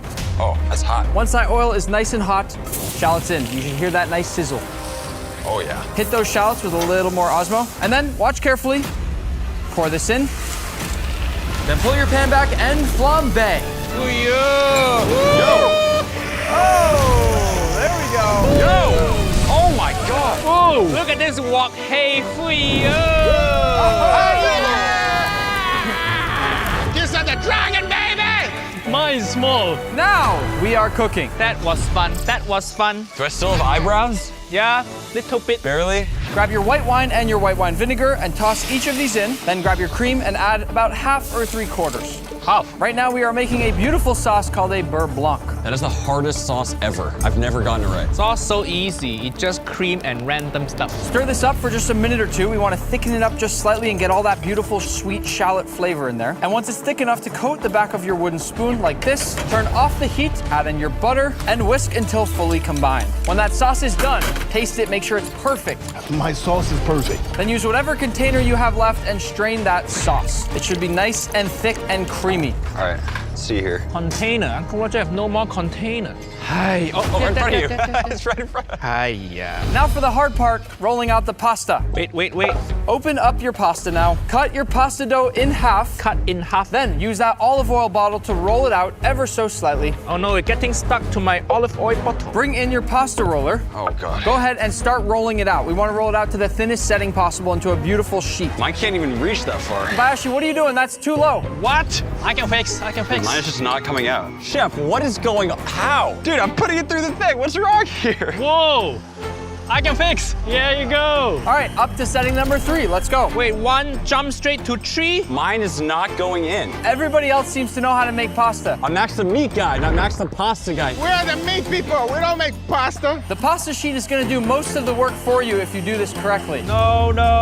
Uncle Roger, what are you doing? The wheels are coming off right now, Nick. Finish with setting number 8. That looks like a silk scarf, Chef. I appreciate it, brother. How is Chef Rush beating all of you guys like this? He's a White House chef, Nick. What are you talking about? Yeah, Chef Rush cooked for all the Bushes and all the Obama. I am done. Let's go. Uncle Roger. It's all getting stuck. Uncle Guga, I need your help. I got you, Uncle Roger. I got you. It's okay. It's coming. This is like making ramen, but different. That's right, but don't push it. Dun for you. Oh, look at that. There you go. Once you've got your beautiful pasta sheet, flour it up a little bit just to make sure nothing sticks. Take your pasta machine away. I'm not stopping for anybody. Let's go. Cut the pasta sheet in half. Here we go. Wow, yours looks so good, Chef. Thanks, brother. That is beautiful. Listen, you're only making one beautiful egg yolk raviolo. It's gonna cut open and spill out with that egg yolk like a chocolate lava cake. Wait, what? All this for 1 raviolo? Grab that bowl of water underneath your station. You're gonna take that piping bag with the crab ricotta filling. You're going to make a beautiful nest in a circle, just big enough for that egg yolk. Little nest? Oh boy. Take that egg, separate out a yolk. Make sure that yolk does not break, and place that egg yolk into the center of your nest. I broke the yolk. Guga. And I don't have any more eggs. Come on! Do you have more eggs? Anybody? It's barely on there. Now, take your water and all around the edge, paint some water. We don't want the pasta to dry out here. Make another top sheet, and very carefully, you're going to lay this sheet of pasta right over the top of the other one. This is way too intense. And shape it ever so carefully. Do not break your yolk and do not leave any air bubbles. My dough isn't big enough. Grab a ring mold and use that ring mold to shape the pasta perfectly. It must be a perfect circle for our judge and for everybody watching. I don't think I've ever been this focused before. Locked in. Look at that, perfectly flat. Take your pasta cutter, cut it into a perfect square. You need to be really, really focused and careful when you cut this here. Stick for me. So many equipment Uncle Roger never see before. This is what yours should look like. See it? 3, 2, 1, good. What? Put that off to the side. Voila. It's time to cook that pasta. Grab your burner, heat back on. Nick. Grab your pan. Relax. Little bit of boiling water into the pan. We're going to cook it in some shallow boiling water. As I think we all know, you cannot forget to salt your pasta water. Oh, I messed up. You're behind, Bayashi. Let's go. Nephew Nick very bossy today. Pasta is going in. We're not going to cook it for long. Just enough that the outsides get nice and warm, the pasta cooks, but the egg yolk cannot overcook. Yes, sir. Each of you must decide how long to cook your pasta. It must be perfectly cooked for when the judge cuts into that egg yolk. If it doesn't spill out like a chocolate lava cake, you failed. Uh-oh. Clean off your cutting board, grab your plate.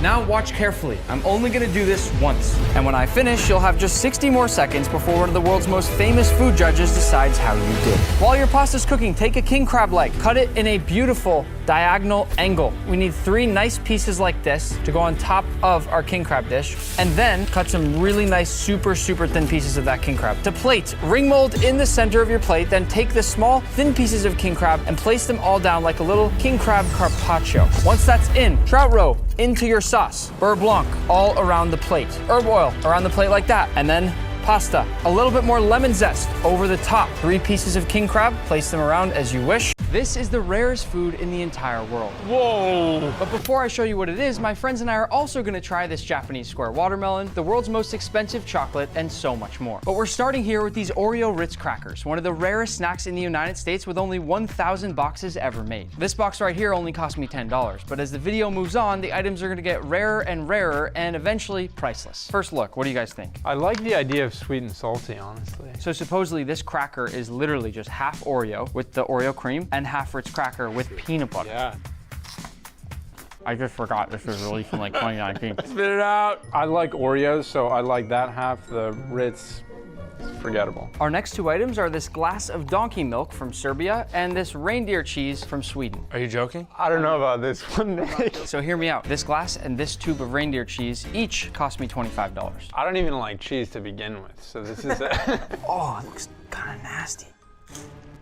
What do you think? It's not good. Yeah, I'll take your word for it. What makes this so rare is the fact that reindeer make such little milk, only about 1/10 of what a cow produces each day. Donkey milk, on the other hand, is much rarer. So believe it or not, we wanted to get donkey cheese, but Novak Djokovic, the tennis player, buys the entire world supply because he loves it so much. Who wants to taste the donkey milk first? I'll give it a whirl. Go for it. Give it a try. It's very smooth. And while Parse is trying it, I'm gonna let you know that the composition of donkey milk is the closest milk in composition to human breast milk. This is called a long neck avocado. These are so hard to find, each one costs $50. And they can grow up to 13 inches long. Is the pit a normal size? Whoa. Wow, damn, look at that. Yeah. That's perfect. It's like a guitar. I love it. Inside, it does look just like a normal avocado. In fact, I think the color is even nicer. Lucky for you guys, I made some fresh guacamole. All of this guacamole came from 1/2 of a small long neck avocado. Dive in. Cheers. Wow. Delicious. Moving on to a true delicacy, these are ant eggs, also known as ant egg caviar. This single can here cost me $100. I don't have to eat this, right? Please. Are you being, I don't know if you're being serious. Being serious. It's a delicacy. These are a huge luxury all across Southeast Asia, and people say they taste creamy and citrusy. Perfect, delicious. Parse is gonna start. I'm gonna have to reject this one. Can't do it. Because this is one of the more adventurous items in this video, I'm gonna let you guys off easy and fast forward to another $100 item. Thank God. Later in the video, we're gonna try the rarest and most most expensive caviar in the world. So that's why I'm not making you try the Ante caviar, but it is rare. Not quite as rare as this item here. This is a Japanese square watermelon. There are only 300 made every year, and technically it also costs $100, but to get one you need a reservation, and it's basically impossible to get the reservation, which means this item is essentially kind of priceless. How do they make these? So they're grown in this like special square box mold, and that's how they get the shape. This is my single favorite fruit. So unfortunately, these are harvested before they're ripe, so they're technically inedible. They're used for decoration and high-end gifts in Japan. Perfect. Wow, that is so cool. But you see how it's weirdly colored? Yeah. Like it's yellow, it's not edible. I had the highest hopes to eat this. You have no Smell idea. it, it should smell. Wow, it smells amazing. Too bad, next time. This is Kopi Luwak, a special type of coffee. This container here cost me $150 to ship from Indonesia. So what's special about this? Why don't we make the coffee first and I'll tell you while we're drinking it. It has to be just more than coffee. Okay. Smells really good, actually. You got something up your sleeve, though. I already know. It does seem a little too good to be true. None of us have ever used a French press. Nope. We think this is the right way. So we stir it up. Nice. And once we've waited for a bit, you can press that down. I'm suspicious. I'm telling you, Mark. I'm suspicious. Cheers. Good coffee. Yeah. So this ultra rare coffee is actually made by civets, which looks sort of like a cat or a weasel. What do you mean by that? The way it's made is that these animals basically eat these coffee cherries and then they partially digest them, and this reaction happens in their stomach. And when it comes out the other end, it's supposed to taste extra good. Did I not tell you guys something was suspicious about this? I told you he's always up to something. Well, here's the thing. 1 cup of this coffee can cost anywhere from $50 to $150. So there's something about it that people love. Probably wouldn't know the difference between this and... Yeah, totally. This is a great morning cup of coffee. It's like a regular cup of coffee. I wouldn't pay more to get this kind of coffee over a regular cup. It tastes the same. Certainly not, yeah. It's time to turn up the heat. Here we have gold Tabasco sauce and jalapeno M&Ms, each equally difficult to find and $200 a pop. Look at these. Only 10,000 bottles of this were ever made, and it's been aged for 15 years and comes in this luxurious champagne bottle. As for the jalapeno M&Ms, my thought is they're either gonna taste amazing or be absolutely horrible. I do love the back. Like the guy's got the big hat on, he's holding a bunch of jalapenos. And they're peanut M&Ms, and that's a good start. So jalapeno and peanut, this is... Interesting. Well, I do feel like peanuts go really well with a lot of like Thai cuisine, for instance, has peanuts and a lot of spice. Peanut M&Ms are a 10 out of 10 food on their own, so I'm worried that anything could tarnish it. Oh, wait, I didn't think of them being these colors either. Oh, that's fun. They're big. Not horrible at all. I can barely taste any jalapeno. It's not too spicy. So initially I wasn't getting any spice. Now I feel a little bit, tiny bit. Yeah, the fourth quarter they get you. I tasted way more peanut than I did jalapeno, but I love their effort. Let's talk about the gold Tabasco. It might sound crazy that it's been aged for 15 years, but later in the video we're gonna try a balsamic vinegar that's been aged for 100 years. Perfect, thank you. Okay, here we go. That is really good. Really good, and that has a kick. It's an interesting color. It's much darker than regular Tabasco. I feel like it would take over a lot of... The dominating flavor, yeah. But this bottle could probably last you a while. I want to take that home with me. This next item might look like a dinosaur egg, but it's actually an emu egg. Whoa. As things get rarer, the cost goes up, so this one is now $250 for this single egg. It's beautiful, yeah. That is heavy, that is dense. Very high stakes to hold this egg. So this egg weighs about 1.5 pounds, which is the same as 1 dozen chicken eggs. We're gonna save this egg. We're actually going to boil it and try it later with our caviar. Moving on, this is called Amazon air water. This water comes from the humidity and condensation from the Amazon rainforest. The case of 4 of these cost a little over $350. Oh my gosh. We're not gonna drink this like a regular glass of water. All right, so this is like a bottle of wine, right? And so first we have to decant it, and all of this is genuine.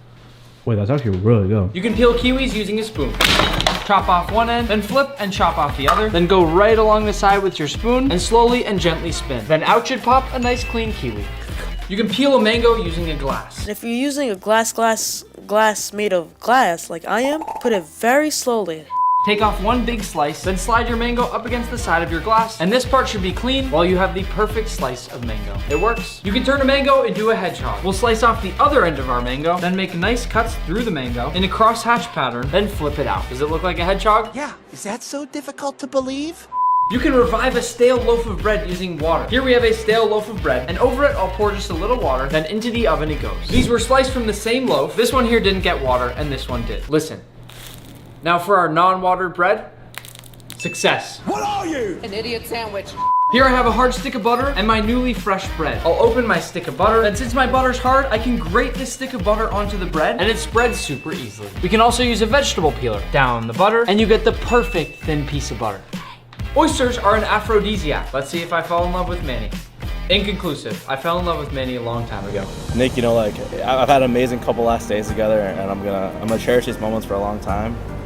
I really care a lot about you, and I've really enjoyed sleeping by your side. Like, it's been really nice. You can make a makeshift grater using a drill and an empty can. Here, we've made a bunch of holes. There is nothing inside my can. And then here I go with my cheese.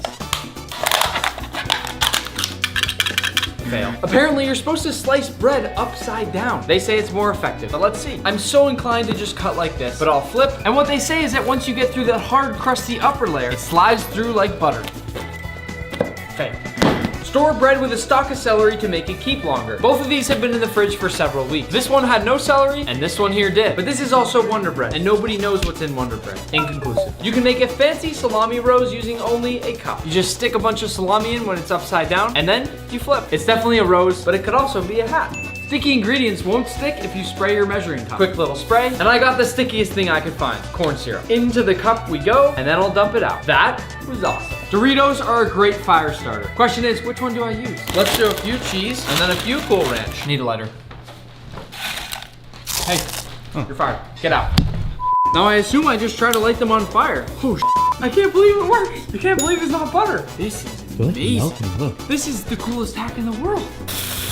It works. You can make a flame with an orange peel. So I'm just gonna slice off the peel. Then we just heat up the peel a little bit with our torch and then pop. Oh.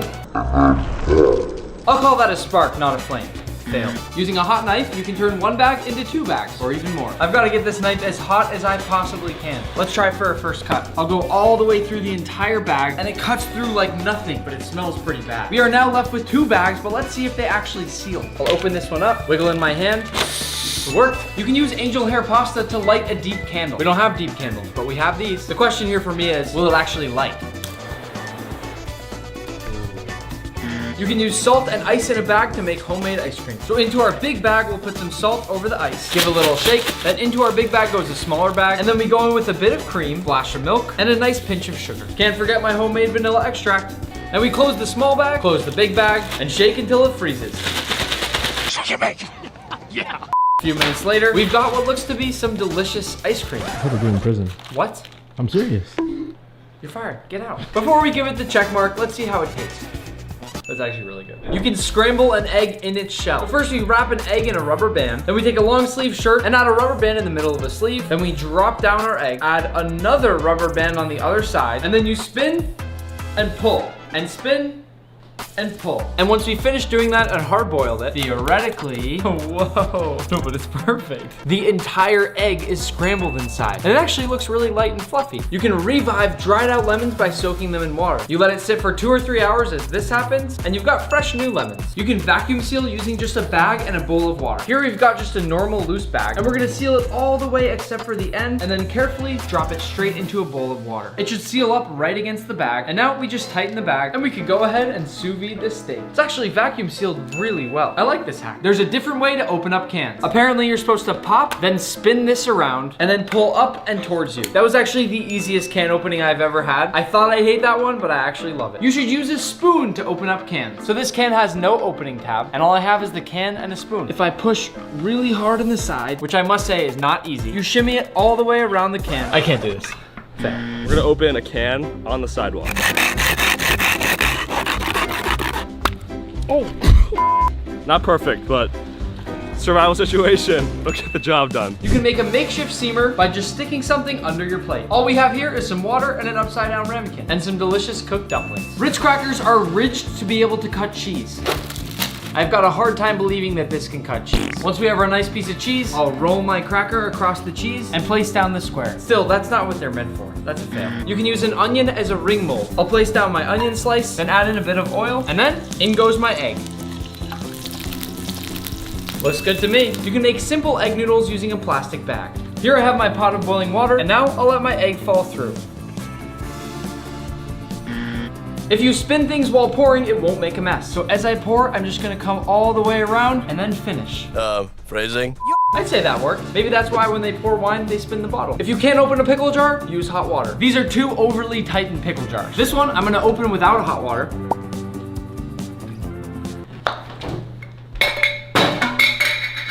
And for this one, I'll dip the lid in hot water. You can also rinse it in there, same thing. And then we open. Ooh, it worked. A pineapple is actually a bunch of berries that are fused together. First, we press down and roll it on our board. Then we'll slice off the end. So now I'm just gonna try to pull these out in little bits. Oh, whoa. That's cool. You can also use pineapple juice to tenderize steak, but I have a friend that's already done it, so let's just watch him. Everyone loves pineapple, but there's a specific enzyme in there called bromelain that breaks down meat proteins. As you can see, the enzymes definitely did its job. Oh, come on. Huge difference. You can use a fork to hold up hard taco shells when you're filling them. So I just take a taco shell, then wiggle in my fork, and then you just lay it on the counter while you fill it up. Why don't you just use one of these flat taco shells? Why do you have this? You carry these around? Never leave home without one.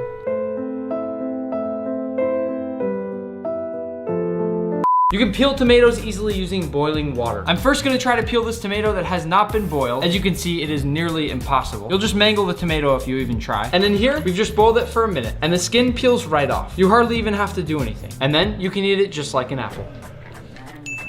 You can go both ways with a peeler instead of just one, and it's faster. Lots of people just go like this, but if you go back and forth, it's a lot quicker. Success. If your soup is too salty, you can use a potato to absorb some of the salt. Here I have 2 pots of boiling water, and into this one I'll put a bunch of salt, and the same exact amount in this other, and in goes our potato. We'll let these simmer for a few minutes. First, I'll try my non-potato water. And then my potato water.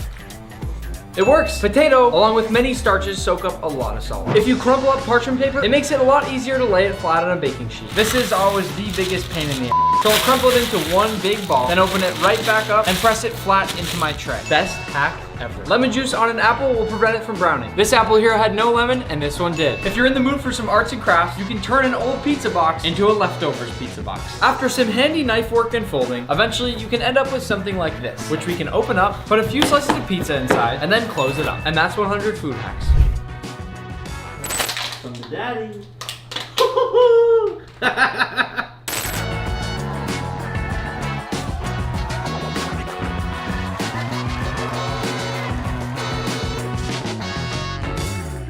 Today we have an 80-pound wheel of Parmesan cheese straight from Italy. I just wanted to cut right to the chase, but it's still sitting in the lobby of my apartment, so let's go down and grab it.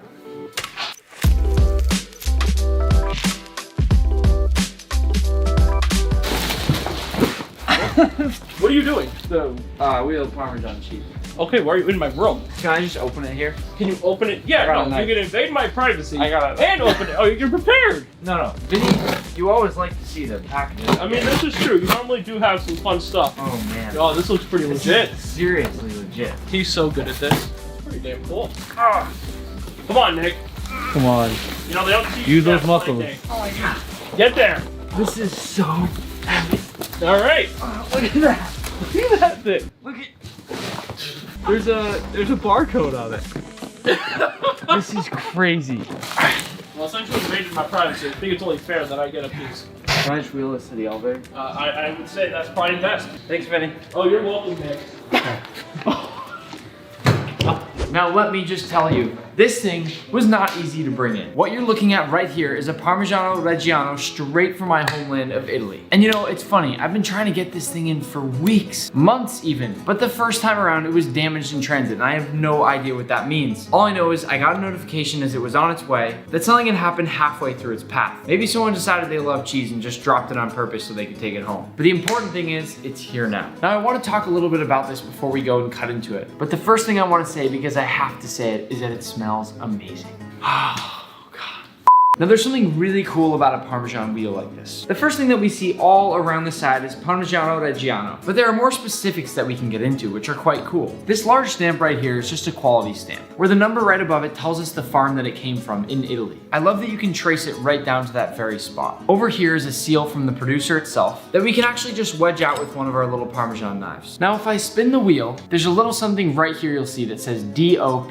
This stands for Denominazione di Origine Protetta, which means protected designation of origin. The Italians don't mess around with their cheese, so what DOP tells us is actually from Italian law. Sort of like champagne coming only from Champagne, France. This shows that this is legitimate Parmesan, i.e. it's either from Parma, Reggio Emilia, or Bologna. The last thing you can see as I spin it around is February 19th. Just like fine wine, the longer Parmesan is aged, the nicer it typically is. This wheel right here is 24-month aged, and you can actually sell Parmesan before it's been aged at least 12 months. So this is a pretty good wheel of Parmesan cheese right here. Let me put it this way. I don't have anything left in my piggy bank after this one. All right, so here's how it's gonna go down. We're making pasta inside this wheel, but first we have to cut it in half. So we're gonna cut it like this. I wanna show you these two knives, because this will be the first knife that I use. And I just thought I'd show this in comparison to this, the knife I typically use in videos. We actually don't need my regular chef's knife, so I can toss this aside. Now to start, we're gonna take this cute little knife right here and score around the entire wheel of Parmesan. What's actually really cool is that they pretty much give us a line right down the middle to perfectly do this scoring. For right now, I'm just trying to get that initial line. I'm gonna come back around it again to get a deeper line, but for now, this is all I need. Once I've gotten this nice line around the cheese, I'm actually gonna take the back corner of the knife instead of the top, which will allow me to dig in a little bit here and slowly go back to further solidify that line. Now I'm basically starting to dig into the actual cheese itself to get into that rind which we need to cut through. Because this is such a beautiful piece of cheese, I'm really trying to do it justice here with nice, clean cuts. Now we've got another knife that we're gonna use here. If you can see up close, it's a very weird shape, very specific to a cheese like this, and it has this extremely sharp knife tip here. I'm basically gonna punch that into my cheese and then pull really hard to start cutting that rind. This thing goes through like a breeze. And you can see that when I leverage it like this, the rind comes right out just a bit.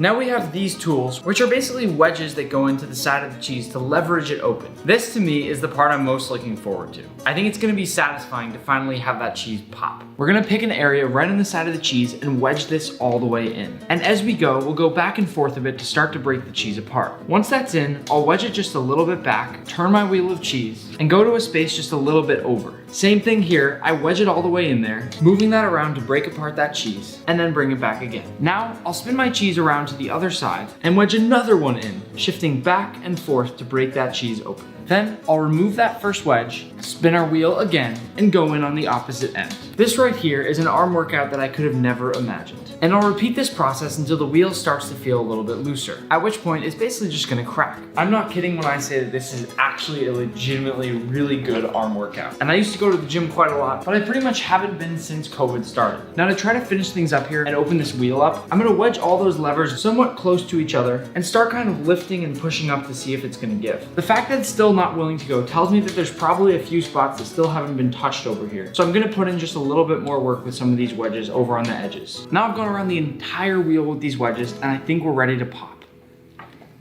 Oh, whoa! All of that hard work has paid off. When it cracks open like that, you get these beautiful flakes of cheese. This gorgeous, almost crystal-like hunk that you've gotten here, you simply can't get that any other way. Opening a Parmesan wheel by hand is truly something special. I know I've already taken a few bites, but I have to try this cheese while it's so fresh like this, because I don't know how many times in my life I'm gonna get cheese this fresh. That cheese has more Parmesan flavor than I even knew Parmesan could have. There's almost these tiny little crunchy crystal flakes when you bite into it. And it's so smooth, cheesy, and creamy. Without a doubt, the most mind-blowing Parmesan I've ever tasted. But of course, we're gonna fill this whole thing with pasta, so let's make that dough. To start our pasta dough, this one is special. So I wanna make a 12 yolk pasta dough. Yolks only. In my bowl where I'm gonna put the yolks, I'm gonna add in a little bit of olive oil, because I don't want those yolks sticking to the bowl. I want them all staying nice and whole. In this bowl here, I'll crack my eggs, then gently drop the whites in with the shells, which I can save for later. Those will make a nice tasty omelet. As for these gorgeous little yolks, I'll gently place them all into the bowl with the olive oil. I'll repeat this process very carefully with all 12 of my egg yolks, trying to keep them all whole and intact. There's nothing like making a beautiful handmade pasta dough with all fresh, intact egg yolks. All of you who subscribe to our channel probably remember the time that we made cured egg yolks and only had 12 yolks left, but broke one of them, leaving us with 11. This time around, I'm gonna try to make sure every single egg yolk stays fresh and unbroken. Now on our cutting board, we'll put down a little over 2 cups of all-purpose flour. Into the middle of the flour, we'll make a nice little well, and then into that. Today I've brought together the biggest chefs on YouTube with over 250 million followers and tens of billions of views to put them through the hardest cooking challenge they've ever faced. Welcome, chefs. We're playing my version of Follow the Leader. Follow the leader. Oh boy. I'll cook an extremely difficult egg yolk pasta dish, and each of you must copy it exactly. And when I finish, you'll have one of the world's most famous food judges decide how you did. I feel great. I feel wonderful. I feel like a winner. I hope there's steak, but may the best man win. Uncle Roger really tired. Let's just cook and go home. Little nervous. Chef Rush is a big guy. Nick over there looking serious. It's intense. I'm a little nervous, but I can do this. Sous chefs, please bring in the ingredients. What? This just got real. In front of you is everything you'll need to make this egg yolk raviolo with king crab and beurre blanc. And your time to cook starts now. First, king crab, grab your scissors, cut off those legs. Why you move so fast? Yeah, whoa. I haven't used scissors since high school. What is this art and craft? These are small scissors. Bayashi, all right? I'm very scared. Come on, Bayashi. All right, legs off. Grab your burner and your pot. Whoa! Then fill the pot with hot water. We're gonna steam the king crab. Crab legs in, cover it up. How many? How many? You move too fast? And set the whole thing off to the side. Nick, you're moving fast right now. Keep your workstations clean as you cook. Okay, nephew Nick. Next, we need to make our herb oil. Grab those herbs and grab your blender. Did you say blender? Add all your chives and your parsley. And then most of your dill, but save a little bit for plating at the end. I already did everything. Now, grab the olive oil. Fill some of the bottom of this with olive oil. We're making our beautiful green herb oil for plating at the end. By the way, remember that mystery judge that I mentioned? Yes. They won't be picking the winner. They'll help to guide the decision, but the final call is yours because you're the only ones watching the full cook. At the end of the video, make sure you comment down below to say who you think did it best. Lid on, screw it nice and tight. I got oil all over my hands. And then we are going to blend for 2 minutes. Go. Let's go, baby! Take it off. I can't hear you, Nick. This reminds me of my childhood, talking over my mom and dad yelling. Grab a small bowl. Grab your piece of cheesecloth and then grab a mini strainer. Place it over your bowl. Unscrew that blender and strain the herb oil. Beautiful. This is the smallest cheesecloth I've ever seen. It is small, isn't it? Where the cheesecloth? Use that mini whisk if you want and help guide it through. Press that herb oil quickly through the cheesecloth. Hurry up. Do not let your crab overcook. Where the whisk? Where the whisk? It's a fancy one. Look at this. Max, that's not a strainer. Disqualify. Grab your squeeze bottle. Pour in that herb oil. Let's go. Hurry up. Hurry up. Let's go. Okay. Put that herb oil off to the side. Grab your ice bath and bring that in. Ice bath, ice bath. Why does it have to be so heavy? The king crab is done. Grab your tongs. Ha! Let's go. Move that king crab straight into the ice bath. We need to shock it with that ice cold water right now so it doesn't overcook. Whoa. Even crab do cold plunge now. Move that off to the side. We need to clean the crab. Grab those scissors again. Oh boy. Crab legs. You're going to open them up like this, pull out that tendon, then with your scissors cut very carefully down the edge of the king crab legs, both sides. Do not damage your king crab. The judge and everybody watching will notice. Oh, that looks so good. Look at how beautiful this is. This is what your king crab leg should look like. Can I eat this? Oh, it's so spiny. This thing is so sharp. You need to clean 3 of these, quickly. 3? 3? Oh man. Look at this. Nice and floppy. Uga, hurry up, come on. No problem. Legs out. Oh, beautiful. Keep moving. Nephew Nick, you have to relax a bit. Time is just illusion. Okay, I done. You can go now. Don't need to wait for them. Clean your workstation and get ready to make fresh pasta. I don't do fresh pasta. Well, today you do. Flour into the center of your cutting board. Come on, Nick. I need something to clean this with. Use the bowl to make a nice well in the flour. That's where the eggs are gonna go. Boom. Use the bowl. Listen very carefully. I have given each of you 12 eggs. You need to use 11 of the egg yolks in the pasta dough. 1 of the egg yolks is for your pasta at the very end. There is 0 room for error here. Now, separate out 11 egg yolks into the center of your cutting board. I'm covered in eggs. Why are you so messy, Max? Dude, I don't know, man. Chef Rush, how are you separating small egg yolks so fast with such big hands? You know what? I'm delicate. Don't tell anybody. 11 egg yolks. Remember, there is 0 room for error because you need that 12th egg yolk to finish your pasta at the very end. Down. Wow! Bayashi, so fast. Well, of course, it makes sense. So all Bayashi does is use egg yolks on his video, so it makes sense. Hurry up, guys. Come on. Bayashi, can you help me? Yeah, sure. Arigato, Bayashi. Grab your fork and mix up those egg yolks. Here we go. We all know how to make fresh pasta, right? No. No. Once those egg yolks are mixed up fully, start to pull that flour in from the edges of your well. Do not break the outside of the well or everything will become a crazy mess. Too late. Grab your bench scraper to help you keep things organized too. What is bench scraper? Once you've mixed enough, use the bench scraper and then fold everything together here. Bayashi, what are you doing? Is this? No, it's not. That's your final plate. Oh no. Oh. That's not good. This is not fair to Bayashi. He need translator. No translator here? Get in there with your hands and start to knead. Quick. One thing about Nick is he moves fast. Can I get some regular man gloves? What's this, like extra small? Oh. Max, did you just lose a bunch of your pasta? Yeah, it just flew off. Maybe I can steal some of Chef's. Can I get like a little? Of course you can. Just a little bit? Yeah, of course. Go ahead. No, take more. Just Take this more. time? Okay. Yeah. I thought he was gonna hurt me. That's later. You'll need to knead your pasta dough for about 5 to 7 minutes at least. Make sure it's nice and beautiful and smooth, okay? Because of these beautiful egg yolks, it should look nice and bright orange. Pasta is so exhausting. Chef Rush has a really unfair advantage at this part. You know what I was just thinking that. I just can't get mine to come together. I'm gonna try adding a little water. Little water. Oh, it's boiling water. Okay. Hurry up, guys. Let's go. I'm going to so tired. When your dough... Moving quick. Nice. Don't forget how you hold your knife. Yeah, you got it. 30 seconds left. Come on. I need a sous chef. Oh, God. I'm falling apart, chef. 10 seconds left. What? There's no way that's true. Quick. Woo! 5, 4, 3, 2, 1. Hands up.